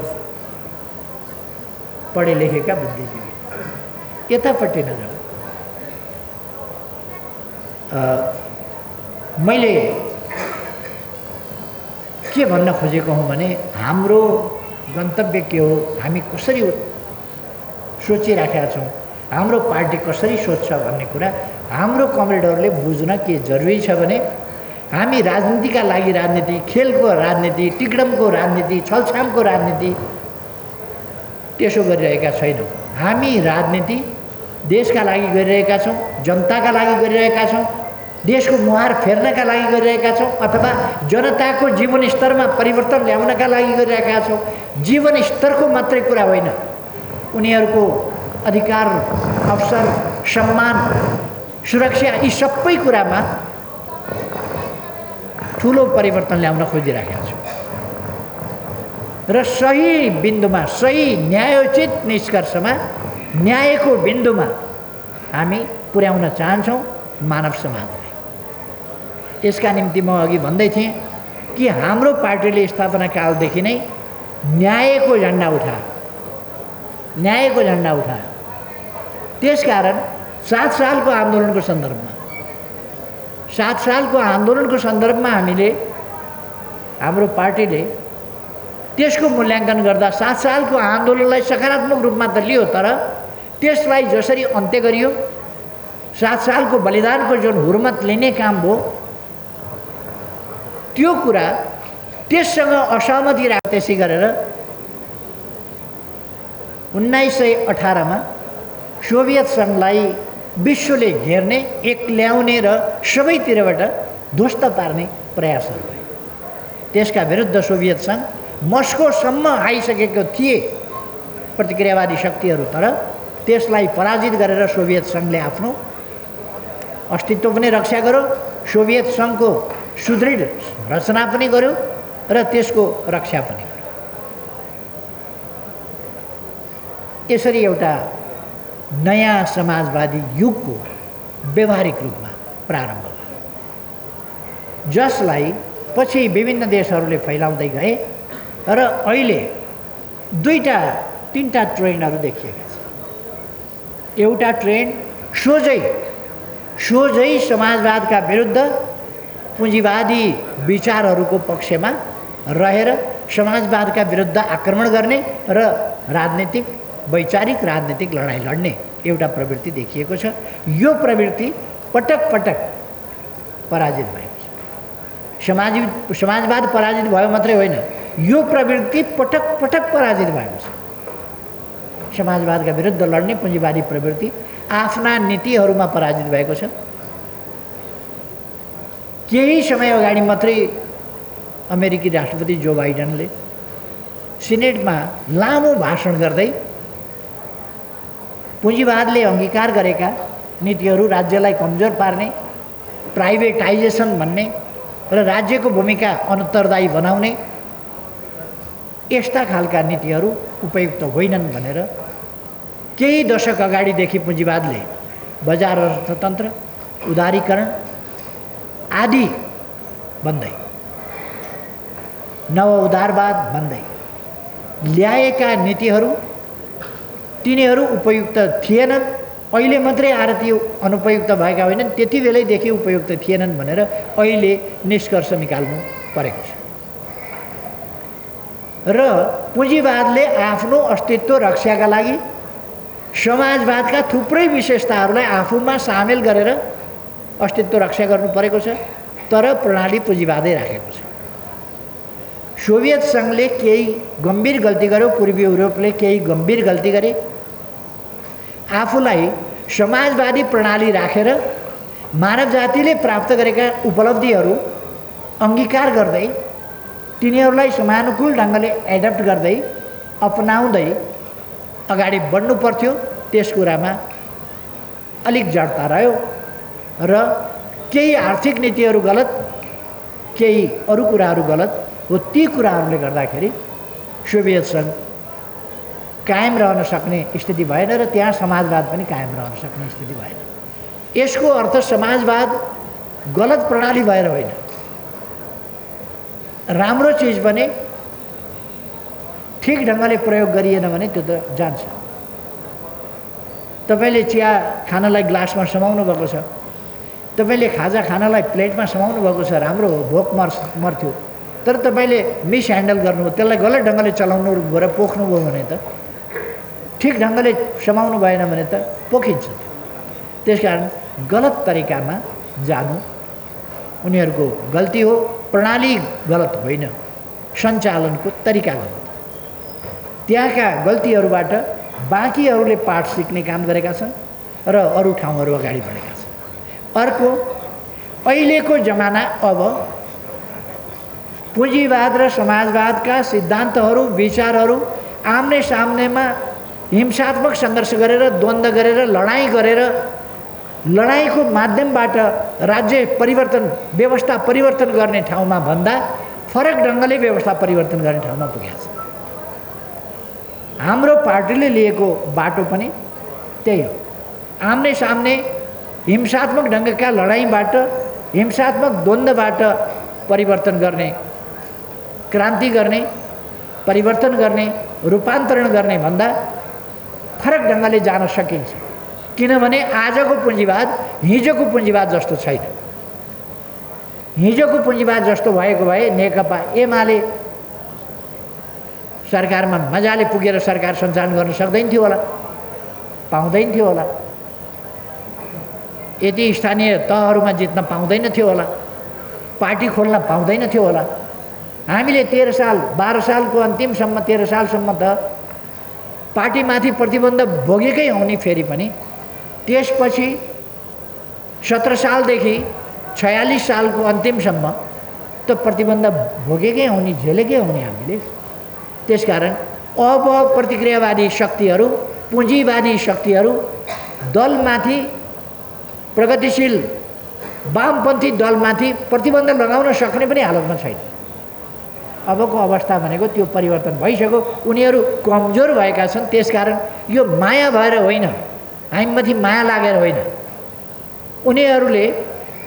उनीहरूको सामर्थ्य हुँदाहुँदै उनीहरू लोकतान्त्रिक भएको हुनाले हामीमाथि प्रतिबन्ध नलगाएको पनि होइन। सकेका ठाउँमा जति लोकतान्त्रिक हुँ भने पनि उनीहरूले प्रतिबन्ध लगाएका छन्। त्यसकारण यो लोकतान्त्रिक नीतिको कारणले, विचारको कारणले, मानसिकताको कारणले होइन कि त्योभन्दा बढी उनीहरू कमजोर भएका कारणले यस स्थितिमा पुगेका छन्। अब हाम्रै देशको कुरा गर्ने हो भने त हाम्रो देशमा पुँजीवादी शक्तिहरू यसरी कमजोर भएका छन् कि उनीहरू एक्लै हामीसँग लड्ने सामर्थ्य पनि राख्दैनन्। त्यसकारण कम्युनिस्ट आन्दोलन भनेर, कम्युनिस्ट बर्को ओढेर, कम्युनिस्ट खोल ओढेर, राष्ट्रिय झन्डा ओढेर के गरेर हुन्छ, आएका विभिन्न स्वार्थी अथवा ईर्ष्यालु अथवा महत्त्वकांक्षी दाही तत्त्वहरू अथवा बिकाउ मालहरू अनेक चिजहरूको सहायता लिएर तिनका बैशाखी टेकेर अनि हामीसँग लड्न परेको छ। वास्तविक वामपन्थी शक्तिसँग लड्नु परेको छ, कम्युनिस्ट शक्तिसँग लड्नु परेको छ। आज त्यसै कारण हामीहरू आज नेकपा एमाले भनेको मैले पहिलेदेखि भनिरहेको छु, यो वामपन्थी शक्तिहरूमध्ये, कम्युनिस्ट शक्तिहरूमध्ये यो प्रमुख शक्ति मात्रै होइन। वामपन्थीहरूमध्ये, कम्युनिस्ट पार्टीहरूमध्ये प्रमुख पार्टी हो। कम्युनिस्ट घटकहरूमध्ये, वामपन्थी आन्दोलनमध्ये मुख्य आन्दोलन हो। वामपन्थी पार्टीहरूमध्ये, समूहहरूमध्ये मुख्य समूह हो। त हुँदै हो त्यो त, तर त्यति मात्रै होइन। आज नेकपा एमाले देशको प्रमुख राजनीतिक पार्टी, विचारको हिसाबले नेकपा एमाले प्रमुख राजनीतिक पार्टी। अरू पार्टीहरूसँग राष्ट्रियताको सम्बन्धमा उनीहरूको विचार के त, वैदेशिक नीति सम्बन्धमा, परराष्ट्र सम्बन्धको सम्बन्धमा, वैदेशिक सहायता वा ऋणको परिचालनको सम्बन्धमा वैदेशिक सहायताको परिचालनको सम्बन्धमा, वैदेशिक लगानीको सम्बन्धमा, यी सबै कुराहरूको सम्बन्धमा उनीहरूको नीति के, उनीहरूको व्यापार नीति के छैन। हाम्रो नीतिमा टीका टिप्पणी गरेर रसो लेख्नुपर्ने दीर्घ लेखो, कमा दिनुपर्ने दिएन, फुल स्टप लाउनुपर्ने लाएन, अत्तो थापेर अनि यस्ता कुरा बनाउने हो। उनीहरूसँग त्यस्तो नीति पनि छैन खास। र त्यसलाई कसरी असफल पार्न सकिन्छ, त्यसमा धाँजा कसरी फटाउन सकिन्छ, कसरी असफल पार्न सकिन्छ, त्यो मात्रै हो। र त्यसलाई कसरी विकृत रूपमा व्याख्या गर्ने, त्यो कुरा मात्रै हो। उनीहरू त्यसको बिल्कुल विकल्पमा वैकल्पिक नीति, वैकल्पिक राजनीतिक नीति, हामीले जे राजनीति अगाडि सारेका छौँ त्यसमा वैकल्पिक राजनीतिक नीति दिन सक्ने, वैकल्पिक आर्थिक नीति दिन सक्ने, वैकल्पिक वैदेशिक नीति दिन सक्ने, वैदेशिक अरू कुनै पनि कृषि सम्बन्धी नीति, शिक्षा सम्बन्धी नीति, स्वास्थ्य सम्बन्धी नीति, उद्योग सम्बन्धी नीति, पर्यटन सम्बन्धी नीति, वातावरण सम्बन्धी नीति, अथवा इकोसिस्टम सम्बन्धी नीति, अथवा मानवाधिकार सम्बन्धी नीति, यी कुनै पनि क्षेत्रका नीतिहरूको सन्दर्भमा, शिक्षा स्वास्थ्यको होस्, कुनै पनि नीति एमाले तय गर्दछ। त्यो एमालेका नीतिलाई अलिकति तोडमरोड गरेर त्यसलाई कसरी विकृत पार्ने, कसरी त्यसैबाट लिने र त्यसैलाई विकृत पारेर व्याख्या गर्ने, अलिकति आफ्नो बनाउने जोगिनका लागि र अरूलाई विकृत ढङ्गले पेश गर्ने, यो बाहेक अरू कुनै पार्टीसँग यहाँहरूले नीति देख्नुभएको छ? कुनै पार्टीसँग नीति छैन, कुनै पार्टीसँग त्यस्तो सोच छैन। राष्ट्र निर्माणको सोच के त छैन। राष्ट्र निर्माणका निम्ति के गर्नुपर्छ छैन। हामी तय गर्छौँ र त्यसका आधारमा उनीहरू त्यसलाई तोडमरोड गर्ने वा त्यसबाट अलिकति सटाकसुटुक लिएर आफ्नो बनाउने, त्यस खालका क्रियाकलापमा अरू छन् वैचारिक हिसाबले। त्यसकारण वैचारिक हिसाबले नेकपा एमाले भनेको एक मात्र, वास्तवमा कुनै प्रतिस्पर्धी नभएको मात्र होइन, यो त एक मात्र नेता हो नेपाल। नेकपा एमाले एक मात्र वैचारिक नेता हो, एक मात्र विचारधारात्मक पार्टी हो जसले विचार लिएर अगाडि बढेको छ। सांगठनिक रूपमा नेकपा एमाले तपाईँ हामी सबैले देखेका छौँ। लड्न आउँदाखेरि पनि अब त स्थापित भइसक्यो, जे गरे पनि गठबन्धन टुट्ला भन्ने डर, आतंक तपाईँहरूले सुन्नुभएको छ। जहिले पनि एमाले सिद्ध्याउँछ, एमाले खत्तम पार्छ, गठबन्धन टुट्यो भने हामी खत्तम हुन्छ, त्यो भनिराखेका तपाईँहरूले सुन्नुभएको छ। अर्थात् एमाले 5-7 भाइ नभइकन एमालेतिर हेर्नै नसकिने गरी मजबुत छ भने के हो भन्दा एमाले देशको प्रमुख राजनैतिक पार्टी हो। यसको जनप्रभाव के छ? अहिले पनि कम्तीमा यो विभिन्न कोणबाट अझै हिसाब गर्न बाँकी छ। कम्तीमा नेकपा एमाले अरूभन्दा 1% ठुलो त छँदैछ। नेकपा एमाले अरूभन्दा ठुलो छँदैछ। संसदमा हामीले हेऱ्यौँ भने अहिले पनि हामीसँग प्रतिनिधि सभामा 98 सिट छ एमालेसँग, नेपाली कङ्ग्रेससँग 61 सिट छ, माओवादीसँग 48 सिट छ। 48 दुना 96 हुन्छ। हामी त्योभन्दा 2 सिट बढी 98 सिट छौँ। अनि माओवादी के भन्छ भने उसले 120 सिट ल्यायो होला। माओवादीले स्थानीय तहमा काङ्ग्रेससँग मिलेर मरितरिकन 120 सिट ल्यायो। हामीले एक्लै 205 सिट ल्यायौँ। एमाले हार्यो भनेको छ, एमालेलाई हरायौँ भनेको छ। 205 ल्याउने चाहिँ हार्यो अरे, 120 ल्याउने चाहिँ धुमधाम जित्यो अरे। यो के भने आयो भनेपछि उनीहरू आफ्नो जित केलाई ठान्छन् भन्दा एमालेले हामीलाई सानो भन्थ्यो, होचो भन्थ्यो नि, कम्मरसम्म पुगेँ नि म। एमालेले होचो भनेर धाक लाउँथ्यो नि हामीलाई, हामी त कम्मर त पुग्दा रहेछौँ त भन्ने उसको नपाइ के छ भने त्यति छ। त्यस प्रकारको छ उसको मापन के छ, उसले कसरी आफूलाई हेर्छ भन्दा अर्को पार्टी छ एमालेबाट छुटेर गएको 14वटा ठाउँ कहाँबाट कसरी कसरी हार गुहार गरेर साँठगाँठ गर्दाखेरि 14वटा ठाउँ जितेछ। एमालेलाई हराइयो, हाम्रो सफलता भनेर दङ्ग परेर बसिएको छ। त्यो पनि सफलता कसको कस्तो कसको कस्तो सफलता हुन्छ। यो सफलताको पनि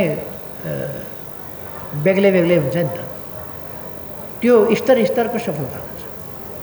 त्यसकारण नेकपा एमाले असफल भएको होइन, तर धेरै सफल भएको ठान्दैन। किनभने हामीले मेजोरिटी सिट ल्याउनु पर्थ्यो, योभन्दा धेरै भोट ल्याउनु पर्थ्यो, त्यो हुनु पर्थ्यो। हाम्रो पार्टी अहिले चुनावमा जे देखियो त्योभन्दा धेरै व्यवस्थित ढङ्गले चुनावमा प्रस्तुत हुनु पर्थ्यो, बढी एकताबद्ध ढङ्गले चुनावमा प्रस्तुत हुनु पर्थ्यो। यस्ता कमीहरू हाम्रा होलान्। तर नेकपा एमाले अहिले नेपालका राजनीतिक शक्तिहरूमा सबभन्दा प्रमुख राजनीतिक शक्ति हो। यो प्रमुख हैसियत कतिले भन्ने गर्छन् अहिले पनि हामीलाई आशीर्वाद दिँदा, पहिलो पार्टी बनोस्, प्रमुख पार्टी बनोस् एमाले भनेर। प्रमुख त छँदैछ, मैले धेरै ठाउँमा भन्छु प्रमुख पार्टी होइन, बहुमत सहितको बनोस् भन्नुहोस् न भनेर। अब हाम्रो पार्टीको इतिहासको अघि म कुरा गर्दै थिएँ। आज हामी यस ठाउँमा छौँ, हामीलाई सर्वाधिक जनताले विश्वास गरेको स्थिति हो। र विगतमा पनि हामीले जब नेपाल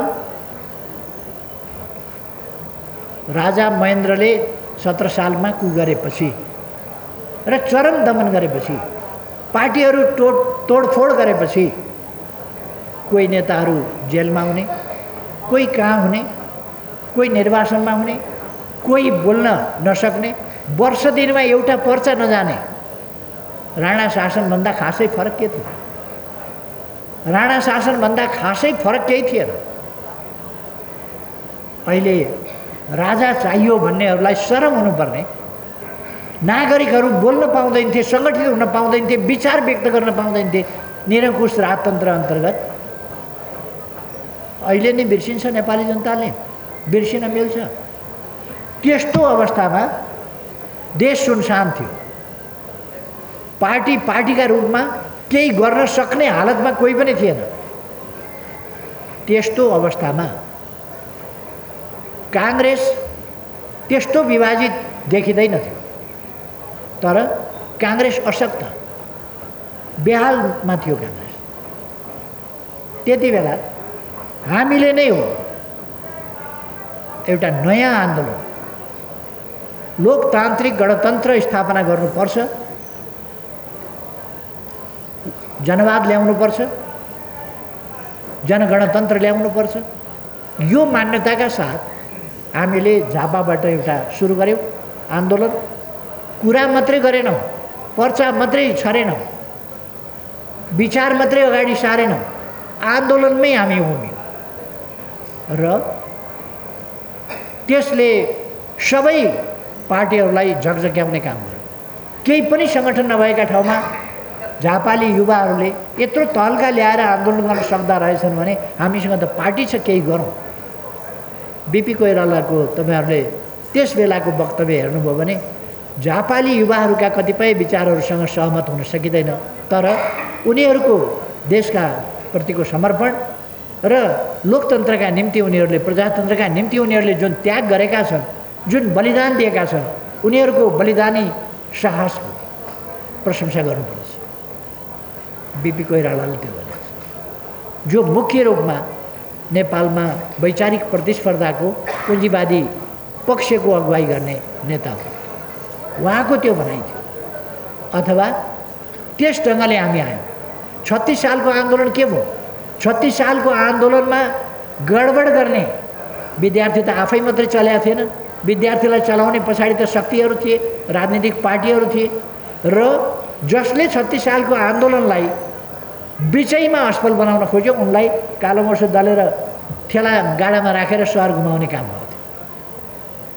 प्रगतिशील पक्षले आन्दोलनलाई अगाडि बढाएर बल्ल जन्मसङ्ग्रह घोषणा भयो।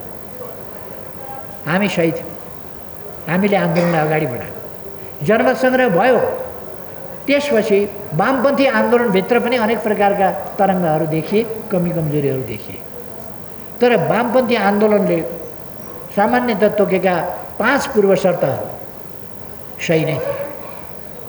त्यति बेला नेपाली कङ्ग्रेसले ती 5 पूर्व शर्तहरू जनमत सङ्ग्रहलाई निष्पक्ष बनाउने हो भने यो काम गर्नुपर्छ भन्ने कुरा मानेनन्। जनमत सङ्ग्रह निष्पक्ष गराउँदा के बिग्रिन्थ्यो? नेपाली कङ्ग्रेसले मानेन, बिपी कोइरालाले मान्नु भएन र केही पनि शर्त चाहिँदैन, थपक्क जनमत सङ्ग्रहमा भाग लिने भन्यो। जनमत सङ्ग्रह भइसकेपछि हामीले परिणामलाई अस्वीकार गर्यौँ। धाँधली गरेर पञ्चायतको पक्षमा जुन जनमत निकालियो, वस्तुतः लोकतन्त्र र तानाशाहीका बिचमा जनमत सङ्ग्रह गरिँदैन गर्ने कुरा होइन। त्यो एउटा छली काम हो। हाम्रो पार्टीले कहिले कहिले दुविधा पनि देखाउन खोज्यो, यो छली काम भएको हुनाले यसमा सहभागी नहुने कि भनेर। होइन, तर हामीले सहभागी हुनु पर्थ्यो, हामी सहभागी भयौँ, तर हामी हार्यौँ त्यति। र त्यो छली कामको परिणाम हामीले अस्वीकार गर्यौँ।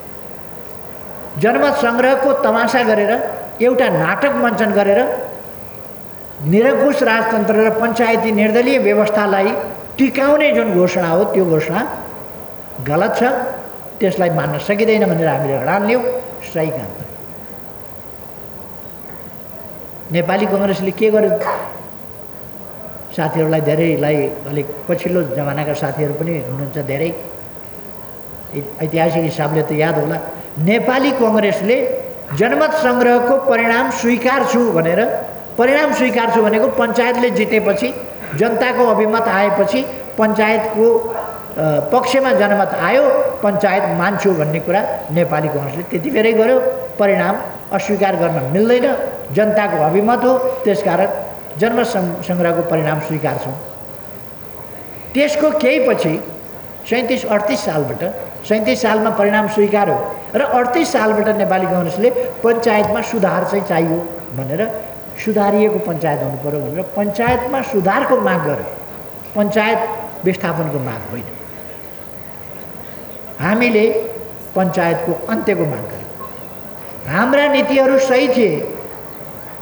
अघिल्लो पुस्तामा पुष्पलालले कङ्ग्रेसको 2/3 थियो 15 सालको 16 सालको संसदमा, कङ्ग्रेसको 2/3 भएको संसद, कम्युनिस्टको 4वटा सिट भएको संसद, कम्युनिस्टका नेता पुष्पलालले त्यही संसद राजाले पुनर्स्थापना गर्नुपर्छ भनेर माग गर्दा कङ्ग्रेसले त्यसलाई मानेन।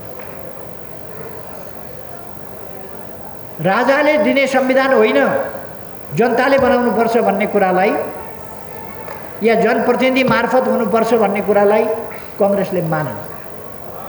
15 सालमा राजाले दिएको संविधान स्वीकार्यो, धारा 55-56 सहितको संविधान स्वीकार्यो, चुनावमा भाग लियो, आफूले इलेक्सन जित्यो, आनन्द मान्यो, बुद्धिमत्तापूर्ण ठान्यो, 2/3 ल्याएँ भन्ठान्यो।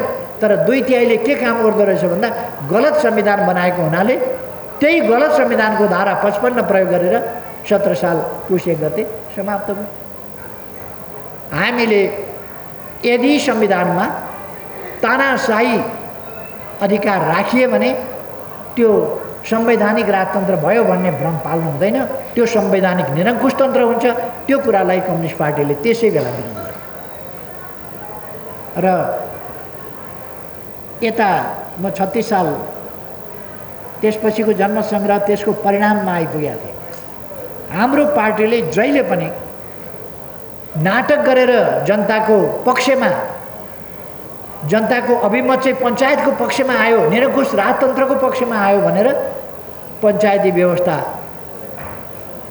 वीरेन्द्रले नै त्यसबेला घोषणा गर्दै भनेको थिए, सुधारिएको पञ्चायत कस्तो हुन्छ भन्ने केही पनि थिएन। त्यसकारण त्यसपछि सुधारिएको पञ्चायत के हो भन्ने कुरा यो कङ्ग्रेसलाई झुक्याउनका लागि ल्याइएको थियो। त्यसै कारण कङ्ग्रेसले सुधारिएको पञ्चायतलाई स्वीकारेर अगाडि बढ्यो। सुधारका मागहरू 38 सालदेखि राख्न थाल्यो। हामीले त्यसको विरुद्ध पञ्चायतको अन्त्यको, पञ्चायतमा सुधार होइन, परिवर्तन, यो विस्थापन हुनुपर्छ, पञ्चायत यो व्यवस्था हटाइनुपर्छ भन्ने मागहरू राख्यो। यसरी आन्दोलन हुँदै आयो। पुष्पलालदेखि एकातिर तिमीहरूको 2/3 भएको संसद पुनर्स्थापना गर्नुभन्दा काङ्ग्रेस मान्दैन, अर्कातिर निरङ्कुश तन्त्र र निर्दलीयताका विरुद्ध संयुक्त आन्दोलन गरौँ, संयुक्त जनआन्दोलन गरौँ भन्दा काङ्ग्रेस मान्दैन, स्वीकारेन काङ्ग्रेस। पहिलोपल्ट चौथो महाधिवेशन गरेर हाम्रो पार्टीले चौथो महाधिवेशनबाट संयुक्त जनआन्दोलन गर्नुपर्छ, अब नेपाली काङ्ग्रेसलाई पनि संयुक्त जनआन्दोलनमा ल्याउने हो, त्यसअनुसार अगाडि बढौँ भनेर चौथो महाधिवेशनले पास गरेर नेपाली काङ्ग्रेस समेतलाई सामेल गरेर संयुक्त जनआन्दोलन गर्ने र पञ्चायत र निरङ्कुश तन्त्र ढाल्ने भनेर फैसला गरेपछि र गणेशमान कृष्णप्रसाद भट्टराईहरूसँग कुरा गरेपछि उहाँहरूले त्यसमा सहमति जनाउनु भयो। म गणेशमान सिंहलाई धन्यवाद भन्न चाहन्छु, किन गणेशमान सिंह अलिक काङ्ग्रेसमा आएर पछि काङ्ग्रेसका अनेक नीतिहरू मानेर चले पनि गणेशमान सिंह भनेको ओरिजिनल्ली 97 सालमा प्रजा परिषद भइसकेर टङ्कप्रसाद आचार्यको नेतृत्वको प्रजा परिषदमा काम गरिसकेको एउटा योद्धा र त्यस आन्दोलनमा प्रजा परिषदको आन्दोलनमा आजीवन कारावासको सजाय भोगेर जेल परेको मान्छे। गणेशमान सिंह भनेको जेल फोडेर हिँडेको मान्छे, ताल टिक्णमको राजनीति होइन, सङ्घर्षपूर्ण जीवन र बलिदानपूर्ण राजनीति गरेर आएको मान्छे हो। त्यसै कारण गणेशमान सिंहले पञ्चायतका विरुद्ध संयुक्त आन्दोलन गर्न मन्जुर गर्नुभयो हामीसँग। र पहिली वार्ता मैले नै गरेको थिएँ कृष्णप्रसाद भट्टराईसँग, गणेशमानजीसँग मैले धेरै राउन्ड वार्ता गरेको थिएँ। पछि त्यसलाई अन्तिम रूप मदन भण्डारीले महासचिवको हैसियतले दिनुभएको थियो। यसरी हामीले सही नीति 46 सालको चौथो महाधिवेशनबाट पनि ल्यायौँ र 46 सालको आन्दोलन संयुक्त आन्दोलनको आयोजना ती नीतिहरूको सहीपना, त्यति बेला नेकपा माले नाम थियो, त्यसका सही नीतिहरूको सहीपनाले नै संयुक्त आन्दोलन सफल भएको, सम्भव भएको थियो र सफल भएको थियो र त्यसले एउटा नयाँ अध्यायको सुरुवात गर्यो। फेरि 48मा नेपाली काङ्ग्रेसले बहुमत ल्याएपछि नेपाली काङ्ग्रेसको अत्यन्त दमनकारी तरिका र त्यस दमनकारी तरिकाले कम्युनिस्टहरूका विरुद्ध जस्तो खालको अग्रगमन नगर्ने, गलत बाटो लिने, निजीकरण बन्नेर उद्योगहरू बेचिदिने, कमिसन तन्त्रका पछि कुद्ने, आर्थिक विकासका योजना प्रभावकारी ढङ्गले सही ढङ्गले नबनाउने, ती कुराहरूको हामीले विरोध गर्दै गयौँ। र यहाँ हामी सबैलाई थाहा छ, कमरेडहरूलाई पनि थाहा छ कि 51 सालमा हाम्रो पार्टी प्रमुख पार्टीको रूपमा आयो र हामीले सावधानी साथ कदम चाल्यौँ र प्रमुख पार्टीको हैसियतले अल्पमतको भए पनि एकल सरकार हामीले बनायौँ र 9 महिनासम्म अल्पमतको सरकार छ। संसदमा अत्यन्तै आक्रामक प्रतिपक्ष छ, असहयोगी प्रतिपक्ष छ, अलोकतान्त्रिक क्रियाकलाप गरिआएको र गर्ने प्रतिपक्ष छ। त्यस्तो बेलामा एकल सरकार अत्यन्तै प्रभावकारी ढङ्गले सञ्चालन गऱ्यौँ, चलायौँ, जसले गर्दा लोकप्रियता पार्टीको वात्तै माथि। त्यसअनुसारको प्रचार प्रसार पनि किन हुन सक्यो भने हामीले आफ्नो गाउँ आफै बनाउँ जस्ता कार्यक्रमहरू लग्यौँ जो गाउँ गाउँमा पुग्यो। त्यसकारण यो मिडियाको भर हामीले पर्नु धेरै परेन। हाम्रा कार्यक्रमले आफै बोले, हाम्रा कार्यक्रमले आफै प्रचार गरे। त्यसकारण हामीले ज्येष्ठ नागरिकलाई भत्ता दिने गऱ्यौँ, सामाजिक सुरक्षाको अवधारणा, लोक कल्याणकारी राज्यको अवधारणा सुरु गऱ्यौँ। त्यसले बेग्लै माहौल देशमा सुरु गर्यो। यो प्रचार प्रसार गरिरहने कष्ट धेरै गर्नु परेन, त्यो आफै प्रचारित, हाम्रो काम आफै प्रचारित। यस ढङ्गले हामीले काम गर्न पाउने हो भने 5 वर्ष काम गर्न पाउने हो भने अरू कसैले पनि साइनबोर्ड राख्ने स्थिति नहुने भयो राजनीतिक पार्टीहरू। त्यसकारण आतंकित भएर उनीहरूले मुद्दा मामिलामा गएर अहिलेकै जस्तो मुद्दा मामिलामा गएर कांग्रेसले प्रधानमन्त्री जितेर ल्यायो। अहिले पनि शेरबहादुर जीले जितेर ल्याउनु भयो। 52 साल भदौ 12 गते पनि जित्ने मान्छे उहाँ नै हो। शेरबहादुर देउबाजी नै त्यसपछि प्रधानमन्त्री हुन पुग्नु भएको थियो पहिलोपल्ट। अर्थात् शेरबहादुरजी निर्वाचनबाट निर्वाचित भएर फ्रेस प्राइम मिनिस्टर कहिले पनि हुनुभएको छैन।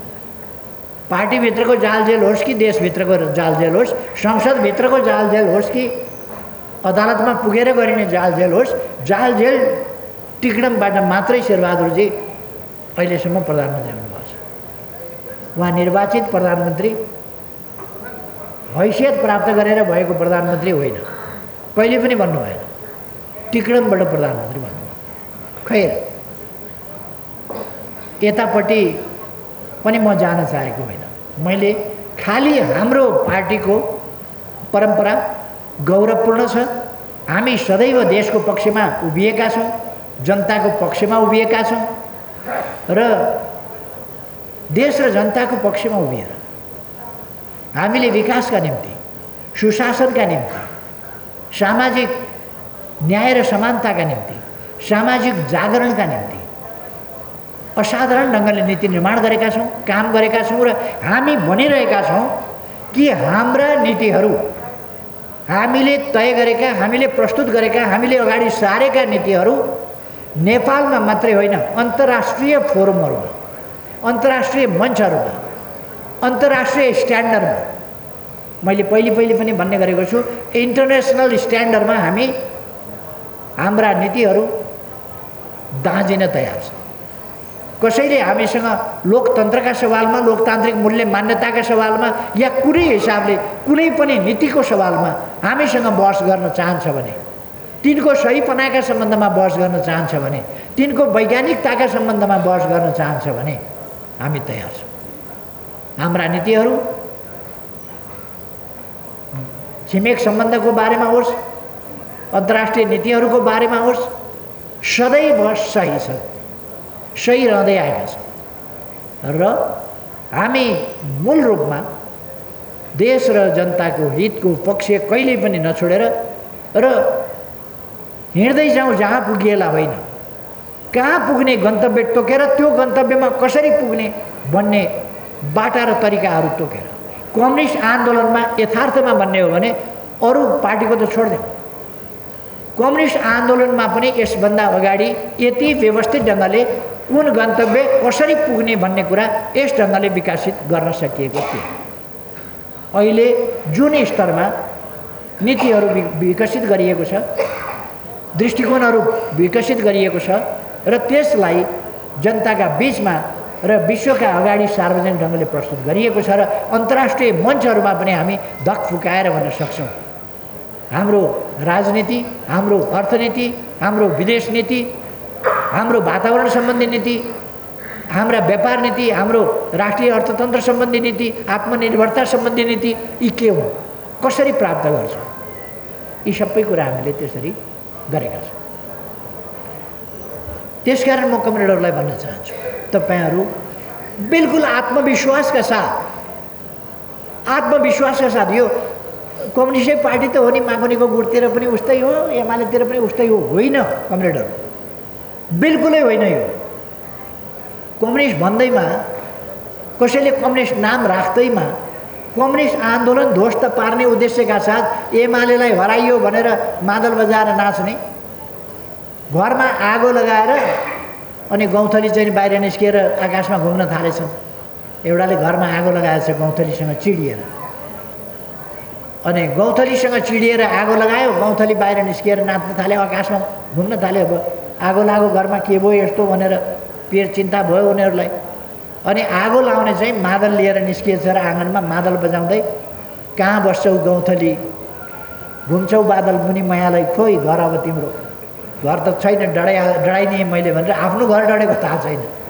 गौँथलीले त कतै खोजेर बस्ला। आफ्नै घर डढेको थाहा छैन। नेकपा एमाले डढाए भस्म बनाए भन्ने एमाले त फेरि जस्ताको तस्तै उठिहाल्छ। एमालेको कार्यकर्ता पङ्क्ति उठिहाल्छ, एमालेको कार्यकर्ता पङ्क्ति एकजुट हुन्छ। आफ्नै हालत के हुन्छ भनेर थाहा नपाएर मादल बजाएर कहाँ बस्छ गौँथली भनेर गौँथलीलाई जिस्क्याउनेहरू नेकपा एमालेलाई केही छैन। नेकपा एमाले आज पनि चुनौतीका साथ भन्न चाहन्छ, कुनै पनि प्रतिक्रियावादी शक्तिले नेकपा एमालेलाई ध्वस्त गर्न सक्दैन, विभाजित गर्न सक्दैन। एकाध मान्छेहरू बिग्रिने कुरा बेग्लै हो, तर एमालेलाई अलिकति कहिले कहिले क्षणिक रूपमा सबै शक्ति जोडेर एक ठाउँ गरेर हमला गरेर एकछिनका लागि कमजोर पार्ला, तर एमालेलाई कमजोर पार्न, एमालेलाई पराजित गर्न सक्दैन, किनभने यसका उद्देश्य महान छन्, पवित्र उद्देश्य छ, अत्यन्त पवित्र उद्देश्य छन् एमालेका। त्यसकारण एमालेलाई स्थायी रूपमा कमजोर पार्न र पराजित गर्न सम्भव छैन। हाम्रो कमरेडहरूले यो आत्मविश्वासका साथ पार्टीप्रति निष्ठावान हुने, पार्टीप्रति निष्ठावान रहेर आफ्नो ठाउँमा यस महाअभियान, राष्ट्र निर्माणको महाअभियानमा, समृद्ध नेपाल सुखी नेपाली बनाउने महाअभियानमा दृढताका साथ, सक्रियताका साथ अगाडि बढ्ने। कसैले एउटा भ्रम फिजाइदिन्छ, त्यो भ्रम फिजाउने बित्तिकै त्यो भ्रमका पछि खोइ के हो त यस्तो आयो नि भनेर अहिले पनि चलाइराखेका छन्। एउटा भ्रम केपी ओलीको पालामा नै यो स्टेट पार्टनरसिप प्रोग्राम, यो state partnership programme SPP KP ओलीले ल्याएको थियो भनेर म तपाईँहरूलाई दिनाङ्क भनिदिन चाहन्छु। यहाँ कुनै भ्रम राख्नु हुँदैन कमरेडहरूले।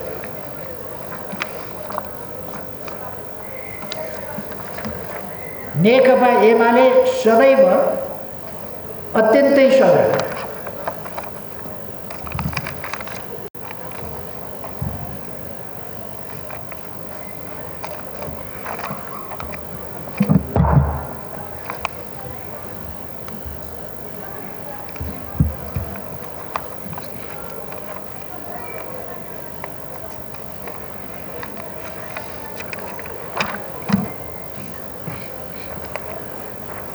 म कमरेडहरूका अगाडि राखिदिन चाहन्छु दिनाङ्क सहित 2072 साल असोज 6 गते संविधान जारी भएको 3 दिनपछि आफू सरकारबाट हट्ने कुरो तय भइसकेपछि र नेकपा एमालेसँग भएको सहमति अनुसार आफूले सरकार सुम्पनुपर्ने निश्चित थियो नै।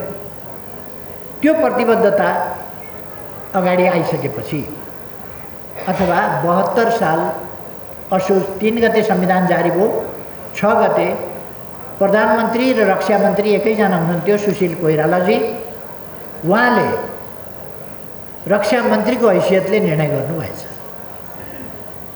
र यो एसपीपीमा स्टेट पार्टनरसिप प्रोग्राम भन्नेमा नेपाल पनि पक्ष हुन पाओस् भनेर यो आग्रह गर्ने अमेरिकालाई भनेर निर्णय गर्नुभएको रहेछ र त्यो निर्णय असोज 13 गते हाम्रो सैनिक हेडक्वार्टरमा पठाएको रहेछ। 6 गते उहाँले मन्त्री स्तरीय निर्णय गर्नुभयो, 13 गते सैनिक हेडक्वार्टरमा पठाउनु। सैनिक हेडक्वार्टरले अब यो हेर्न पर्छ अझै यो तिथिमिति सही हो कि होइन, यसमा तिथिमितिमा हेर्न पर्छ, तर हामीलाई कतै पनि बताइएन। 24 गते म संसदबाट निर्वाचित भएँ 2072 असोज 24 गते, 25 गते मैले शपथ ग्रहण गरेँ, तर 10 गते त्यस बेलाका प्रधान सेनापति राजेन्द्र छेत्रीले अमेरिकी एम्बेसीलाई पत्र लेखेको रहेछ। एउटा मन्त्री स्तरबाट क्याबिनेटले यो निर्णय गरेको हुँदा यो अगाडि बढाइ पाऊँ भनेर उनले लेखेका रहेछन्। एम्बेसडरलाई पत्र लेखेको सिम्पली सेनापतिले पत्र, प्रधान सेनापतिले पत्र त्यसरी लेख्दैन। एमएससीलाई सेनापतिले पत्र लेख्दैन। रक्षा मन्त्रालयको काम हो त्यो, परराष्ट्र मन्त्रालयको काम होला त्यो। तर प्रधान सेनापति आफैले लेखेको रहेछ जो कसैलाई पनि थाहा भएन। जबकि त्योभन्दा 15 दिन अगाडि म प्रधानमन्त्री भइसकेको छु, तर त्यो कुरा बताइएन। त्यो कुरा गुपचुपै राख्यो र पछि फेरि शेरबहादुरजी प्रधानमन्त्री भएपछि 74 साल वैशाख 24 गते, होइन शेरबहादुर होइन, प्रचण्ड नै प्रधानमन्त्री भएको बेला, प्रचण्डजी नै प्रधानमन्त्री भएको बेला 74 साल वैशाख 24 गते जेठमा प्रचण्डले छोड्नुभयो र शेरबहादुरजी प्रधानमन्त्री बन्नु। यो वैशाखको कुरा हो। वैशाख 24 गते राजेन्द्र छेत्रीले नै प्रधान सेनापतिको हैसियतमा पेसिफिक कमान्ड, अमेरिकी सेनाको पेसिफिक कमान्डलाई पत्र लेख्नुभएको रहेछ। यो पहिलेको कुरो किन त्यत्तिकै सेलायो, हामीले निवेदन गरेका थियौँ, किन सेलायो, त्यो अगाडि बढाउनु पर्यो भनेर लेख्नुभएको रहेछ। यस कुराको पछि हाम्रो सरकार आएपछि गाईगुई चल्यो र 1 जुन 2019 मा हाम्रो सरकार भएका बेला इन्डो पेसिफिक स्ट्राटेजी भन्ने कुरा ट्रम्पले ल्याए र यसको 38 पेज या 39 पेज, सायद 38 पेजमा यो यो इन्डो पेसिफिक स्ट्राटेजीमा पछिल्लोपल्ट नेपाल र श्रीलङ्का पनि संलग्न भएका छन् भन्ने समाचार उनीहरूले चाहिँ त्यो कुरा उल्लेख गरे। त्यो उल्लेख गरेपछि हामीले त्यसलाई हेरेर यो कहाँबाट भयो, यो हामी भएका छैनौँ, हामी त्यसको स्ट्राटेजीमा गएका छैनौँ, त्यसको पार्टनरसिपमा पनि हामी गएका छैनौँ र जाने कुरा पनि आउँदैन। हाम्रो परराष्ट्र नीति, हाम्रो विदेश नीति, कुनै कुराले पनि हामी पञ्चशीलका सिद्धान्त मान्छौँ, हामी असंलग्न परराष्ट्र नीति मान्छौँ, हामी तटस्थताको नीति मान्छौँ, हामी कुनै पनि कतैको सैन्य गुटमा सरिक नहुने, कुनै पनि प्रकारको मिलिट्री एलायन्समा सरिक नहुने, त्यो हाम्रो नीति छ। भने यस्तो कुरा कसरी आयो भनेर प्रदीप गेवालीजी परराष्ट्र मन्त्री हुनुहुन्थ्यो र ईश्वर पोखरेलजी रक्षा मन्त्री हुनुहुन्थ्यो, प्रधानमन्त्री हुनुहुन्थ्यो र त्यति बेला हामीले एउटा छानबिन समिति बनायौँ, सायद परराष्ट्र सचिवको नेतृत्वमा होला। परराष्ट्र सचिवको नेतृत्वमा हामीले छानबिन समिति बनायौँ र त्यो छानबिन समितिले रिपोर्ट दियो, यो उपयुक्त हुँदैन, यो ठिक छैन र यसमा हामी सहभागी हुन सक्दैनौँ र यो मिलिट्री गठबन्धन भन्ने कुरा त हाम्रो यो सोचभन्दा बाहिरको, राष्ट्रिय नीतिभन्दा बाहिरको कुरा हो। हामी कुनै मिलिट्री एलायन्समा कहिल्यै पनि, एकपल्ट अहिले होइन कि कहिल्यै पनि, उहिलेदेखि हामी बान्डुङ सम्मेलनदेखि हामीले पञ्चशीलका सिद्धान्तहरू मानिआएका हौँ र हाम्रो तटस्थ नीतिभित्र हामी कुनै मिलिट्री एलायन्समा जाँदैनौँ भन्ने कुरा छँदैछ। यसो भएर हामी जाँदैनौँ भन्ने हामीले निर्णय नै गर्यौँ, यसमा हामी सहभागी हुँदैनौँ भन्ने। अब त्यो कुरा त्यति बेला त्यो च्याप्टर क्लोज हो। अहिले त्यो च्याप्टर जोडेर ल्याउन खोजिरहेका छन्। त्यो सुशील कोइरालाले सुरु गरेको, सुशील कोइरालाको प्रधानमन्त्रीत्वमा केपी ओली प्रधानमन्त्री भएका बेला, ईश्वर पोखरेल रक्षा मन्त्री भएको बेला, प्रदीप गेवाली परराष्ट्र मन्त्री भएको बेला त्यो च्याप्टरलाई छानबिन गरिकन यो उपयुक्त होइन र नेपाल यसमा सरिक हुँदैन भन्ने निष्कर्ष निकालेर हामीले त्यसलाई अस्वीकार गऱ्यौँ, त्यो टुङ्ग्यो। यो 1 जुन 2019 यो इन्डो पेसिफिक स्ट्राटेजी भन्ने कुरा आएपछि र त्यसले यो उल्लेख गरेपछि हामीले खोजी नीति गर्दाखेरि, तर गजब के भने सबै प्रसङ्गहरू चाहिँ त्यति बेला पनि अलिक बाहिर आएन।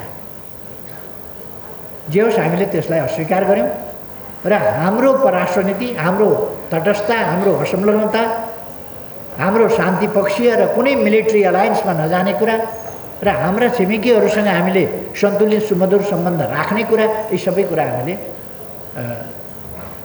अगाडि सार्यौँ। अहिले आएर एउटा अन्तिम ड्राफ्ट अमेरिकी सेना नेपालमा राख्ने, यहाँ लाइट एयरक्राफ्ट भनेका साना खालका र अरू सैन्य सामग्रीहरूदेखि लिएर विभिन्न संरचनाहरू, क्याम्पहरू यहीँ तयारी गर्ने, त्यसका निम्ति तपाईँहरू स्थानीय निकायमा हुनुहुन्छ, यदि त्यो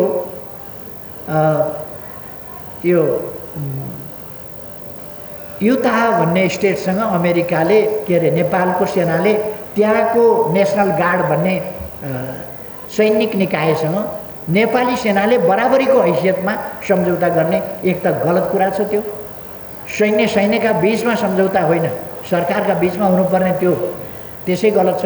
सैन्य गठबन्धनमा हामी जाँदैनौँ, त्यो यसै सैन्य गठबन्धन सम्बन्धी गलत छ। र उस बेलाको कुरो चलेको, हाम्रो समयभन्दा अगाडि सुशील कोइरालाको समयमा चलेको पनि भूकम्पमा सहायता गर्ने, भूकम्प सम्बन्धी विपद व्यवस्थापनको ट्रेनिङ लिने भन्ने कुरा मात्रै थियो त्यस बेला। यो सेना राख्ने, सेना ल्याउने भन्ने कुरा थिएन। अहिले एउटा यो एमसिसी पास गरेपछि गठबन्धन हौसिएर अब अमेरिकी सेना नेपालमा ल्याउने भन्ने ड्राफ्ट गरिवरिकन सिग्नेचर गर्न मात्रै बाँकी राखेको अवस्था रहेछ। त्यो हामीले थाहा पाएपछि विरोध सुरु गऱ्यौँ, संसदमा विरोध सुरु गऱ्यौँ, बाहिर विरोध सुरु भयो। यसरी यसको हल्लाखल्ला र विरोध सुरु भएपछि, यो एक्सपोज भएपछि अहिले अब प्रधानमन्त्रीले म गर्दिनँ भन्नुभयो भनेर प्रचण्ड माधवहरू भन्न थालेका छ। प्रधानमन्त्रीले गर्दिनँ भन्नुभयो भनेर, कुनै मिलिट्री अलायन्समा नेपाल नजाने भनेर परराष्ट्र मन्त्री बोल्न थालेका छन्। तर यो ड्राफ्ट के हो, यो ड्राफ्ट के हो र यो षड्यन्त्र कसले गर्यो, यस सम्बन्धमा उहाँहरू चुपचाप हुनुहुन्छ। यो पहिले गरेको र पहिले टुङ्गो लागिसकेको थियो, हामीले टुङ्गाइसकेको, अन्तिम गरिदिइसकेको हो। त्यो पहिलेको स्टेट पार्टनरसिप प्रोग्राममा सहभागी नहुने भनेर मेरो नेतृत्वको सरकारका बेला टुङ्गो लागिसकेको विषय अहिले त्यस्तो मात्रै छैन। त्यति बेलाको विषय मात्रै होइन, त्यति बेलाको सन्दर्भ मात्रै होइन, त्योभन्दा धेरै गम्भीर ढङ्गले अहिले आएको छ।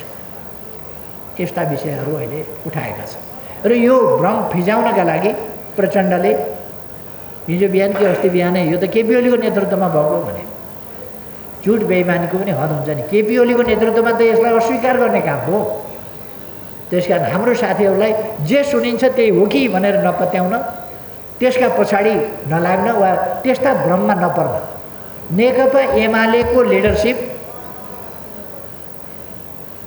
अहिले एउटा मुहिममा आएको होइन। यो अनेक सङ्घर्षका उतार चढावहरूबाट यसले राष्ट्रियताको सम्बन्धमा, जनजीविकाको सम्बन्धमा, प्रणालीको सन्दर्भमा, व्यवस्थाको सन्दर्भमा त्यसलाई उलटफेर गर्ने एउटा तानाशाही, निरङ्कुश राजतन्त्रात्मक तानाशाही व्यवस्थाबाट यहाँसम्म ल्याइ पुर्याउँदासम्म, केही नभएको अवस्थाबाट पार्टी यहाँसम्म ल्याइ पुर्याउँदासम्मको अनुभव बोकेको र केही नभएको स्थितिको आन्दोलनलाई यहाँसम्म ल्याइ पुर्याउँदाका अनुभवहरू भएको लिडरसिप नेकपा एमालेको छ। त्यस कारण यसले हल्का फुल्का ढङ्गले गल्ती गरिहाल्छ, जहाँ पाए त्यहीँ सही गरिहाल्छ। तपाईँहरूलाई भन्दै एउटा कुरा माधव नेपालले हिजो ठिकै बोलेछ।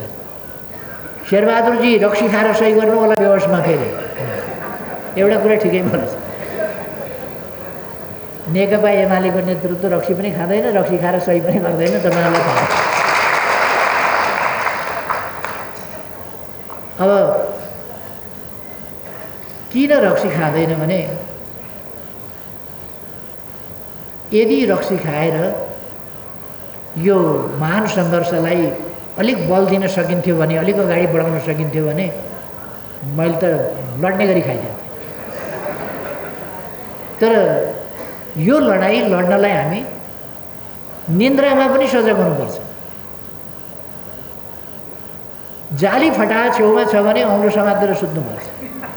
ल्याप्चे ठोकिदियो भने के गर्ने निदाएर जाली फटाहा छेउमा छ भने औँलो समातेर सुत्नुपर्ने बेलामा अनि हामी रक्सी खाएर सुत्छौँ होला। म हाम्रो कमरेडहरूलाई भन्न चाहन्छु, हामी अत्यन्तै सजग छौँ हाम्रा अभिभावकहरूप्रति, हाम्रा उत्तरदायित्वहरूप्रति, नेपाली जनताले हामीलाई गरेको विश्वासप्रति हामी अत्यन्त सजग छौँ। र मैले रक्सीको चर्चा गर्दा अब कसैको धार्मिक हिसाबले केही होला त्यो आफ्नो ठाउँमा छ, तर मात्ने कुरा, जड्या हुने कुरालाई इङ्गित गरे हुँ। मात्ने जड्या हुने कुरा यसो भएपछि अलिअलि खान त छुट छ नि भन्ने कमरेडहरूले अर्थ नलाइदिए राम्रो। जड्याको मात्रै विरोध हो, मात्ने कुराको मात्रै विरोध हो, अलिअलि खाँदा हुन्छ भनेर।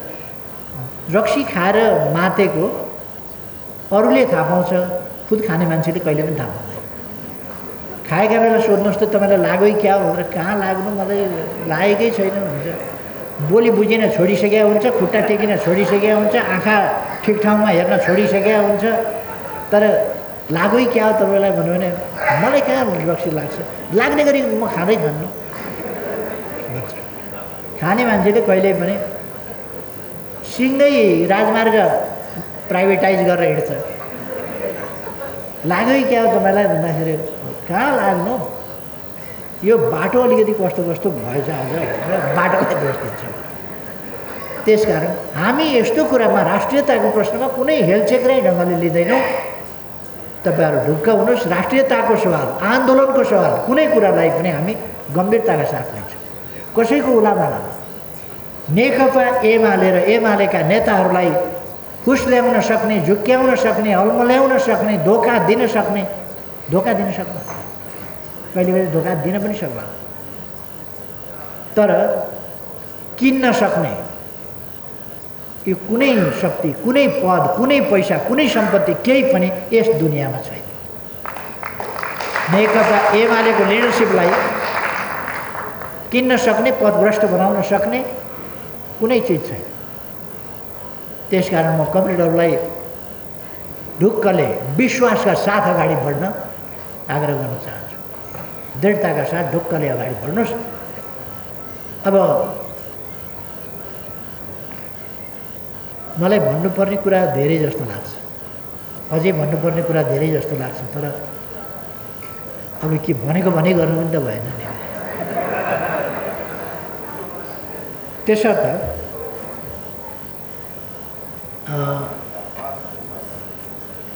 खालि मैले साङ्केतिक रूपमा भनेको, एमालेको प्रसङ्गमा अनेक कुराहरू आउन सक्छ।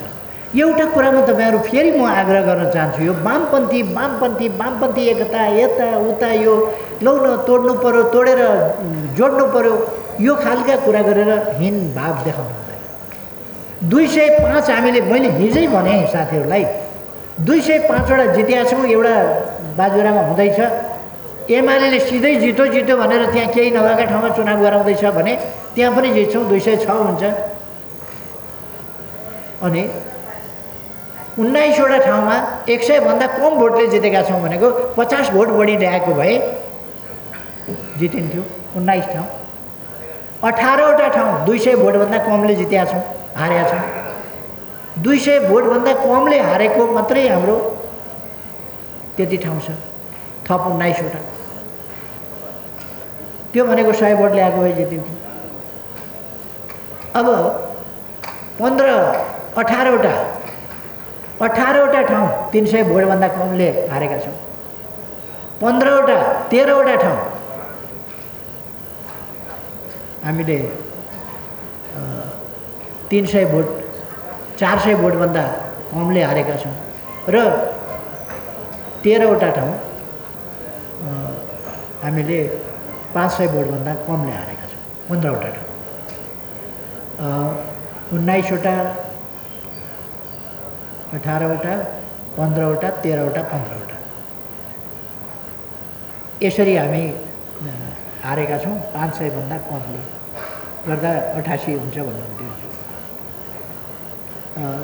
यति सिट हामीले जित्ने हो भने हामी पहिले पनि अब म फेरि नकोट्याउँ, किन हामीले त्यति सिट चाहिँ जित्न सकेनौँ भन्दा विरोधीले हामीलाई हराउन सक्ने थिएन। एकजनाले प्रार्थना गर्थे अरे, प्रभु मलाई साथीहरूबाट बचाइदेऊ, आफन्तहरूबाट बचाइदेऊ भनेर। किन भन्दा विरोधीले त मलाई पराजित गर्न सक्दैन, म लडिहाल्छु। आफन्तले भित्रबाट धोका दिए भने चाहिँ खतम पार्छन् है भनेर। अहिले अलिकति हाम्रोमा त्यस्तो भएकै छ, त्यस्तो भएकै छ। त्यो यथार्थ हो। हामीले आफूलाई सच्याउनु पर्दछ। कसले गर्यौँ कसले गरेनौँ त्यो आफ्नो ठाउँमा होला, जसले गर्यौँ मनलाई सम्झेर आफूलाई ढाक्न सकिँदैन। यो एमालेपन होइन, यो इमान। मैले हिजो पनि कुरा गरेँ कि इमानको अर्थ, नैतिकताको अर्थ र मति सही हुनुपर्छ भन्ने कुराको महत्त्व मैले त्यो हिजो पनि भने, आज पनि म भन्न चाहन्छु साथीहरूलाई। यसमा हामीले ध्यान दिनैपर्छ, नत्र भने राजनीतिमा हामी सफल हुनै सक्दैनौँ। बेइमानीबाट, टिग्रमबाट, छलछामबाट राजनीतिमा सफल हुन सक्दैनौँ। इमान्दार र प्रयासबाट सफल हुन सक्छौँ। इमान्दार प्रयासबाट मात्रै सफल हुन सक्छौँ। यदि बेइमानी गरेको मान्छेलाई यदि पार्टीले टिकट दियो भने जनताले भोट दिँदैन।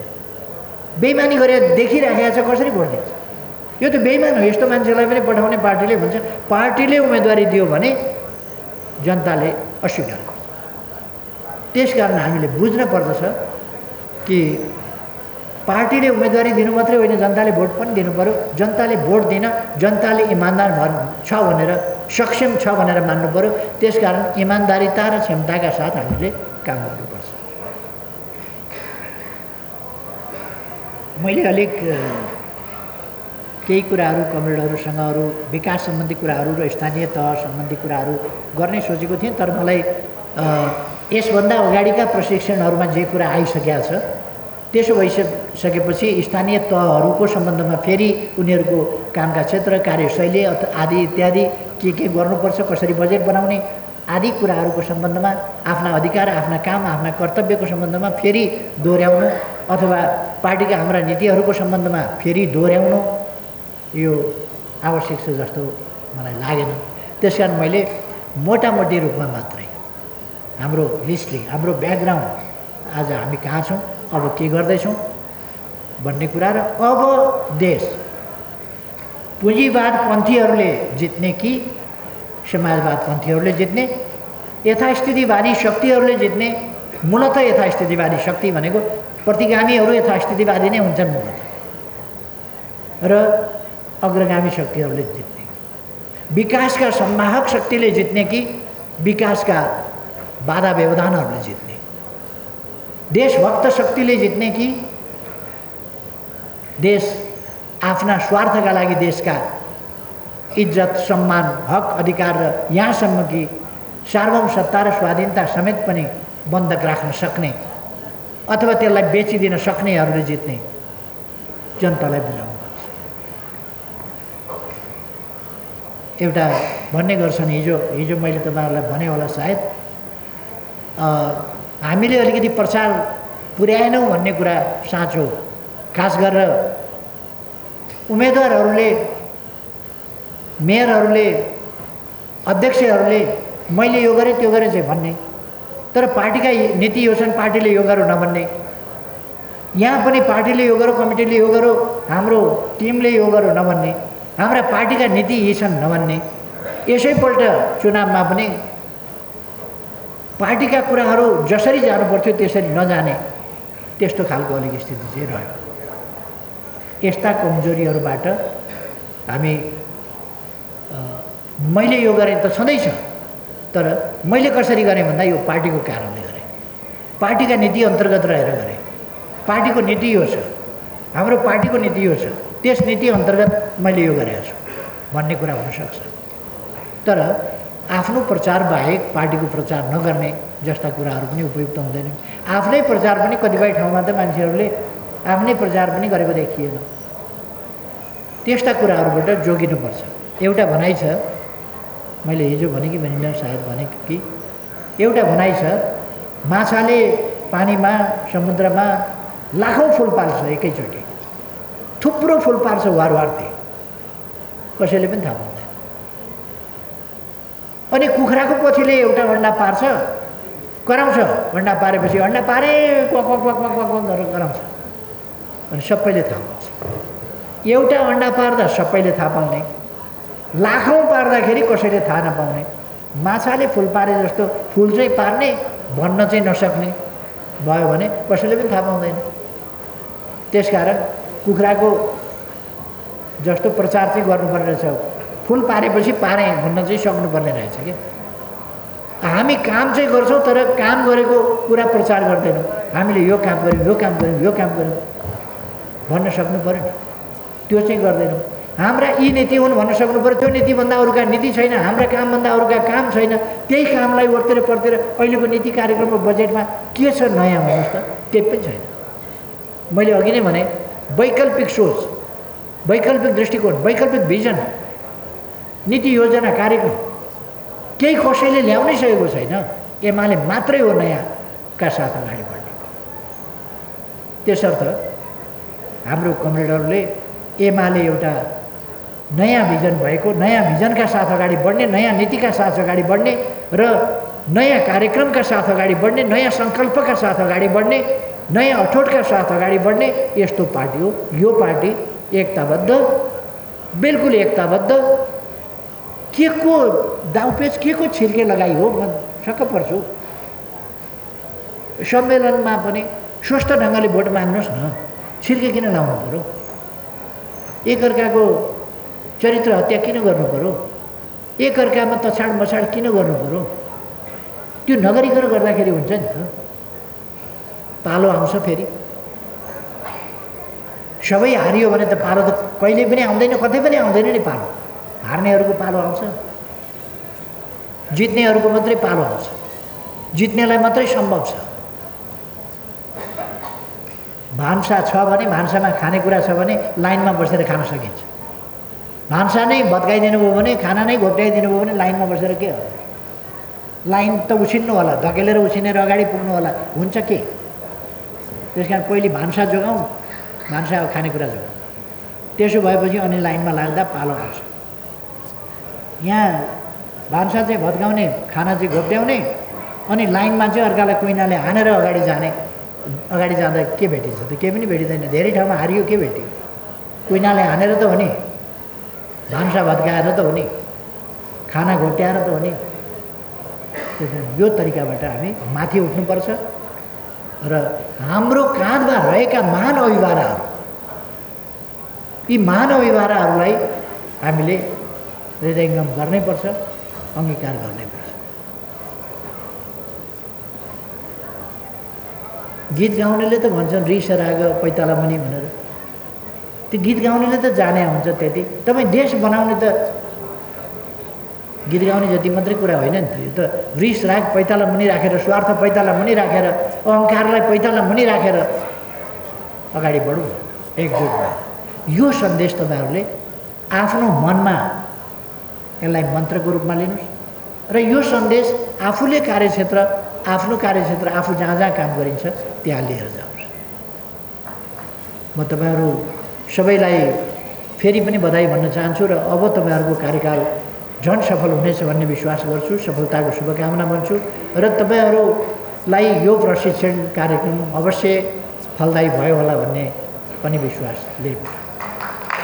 धन्यवाद छ।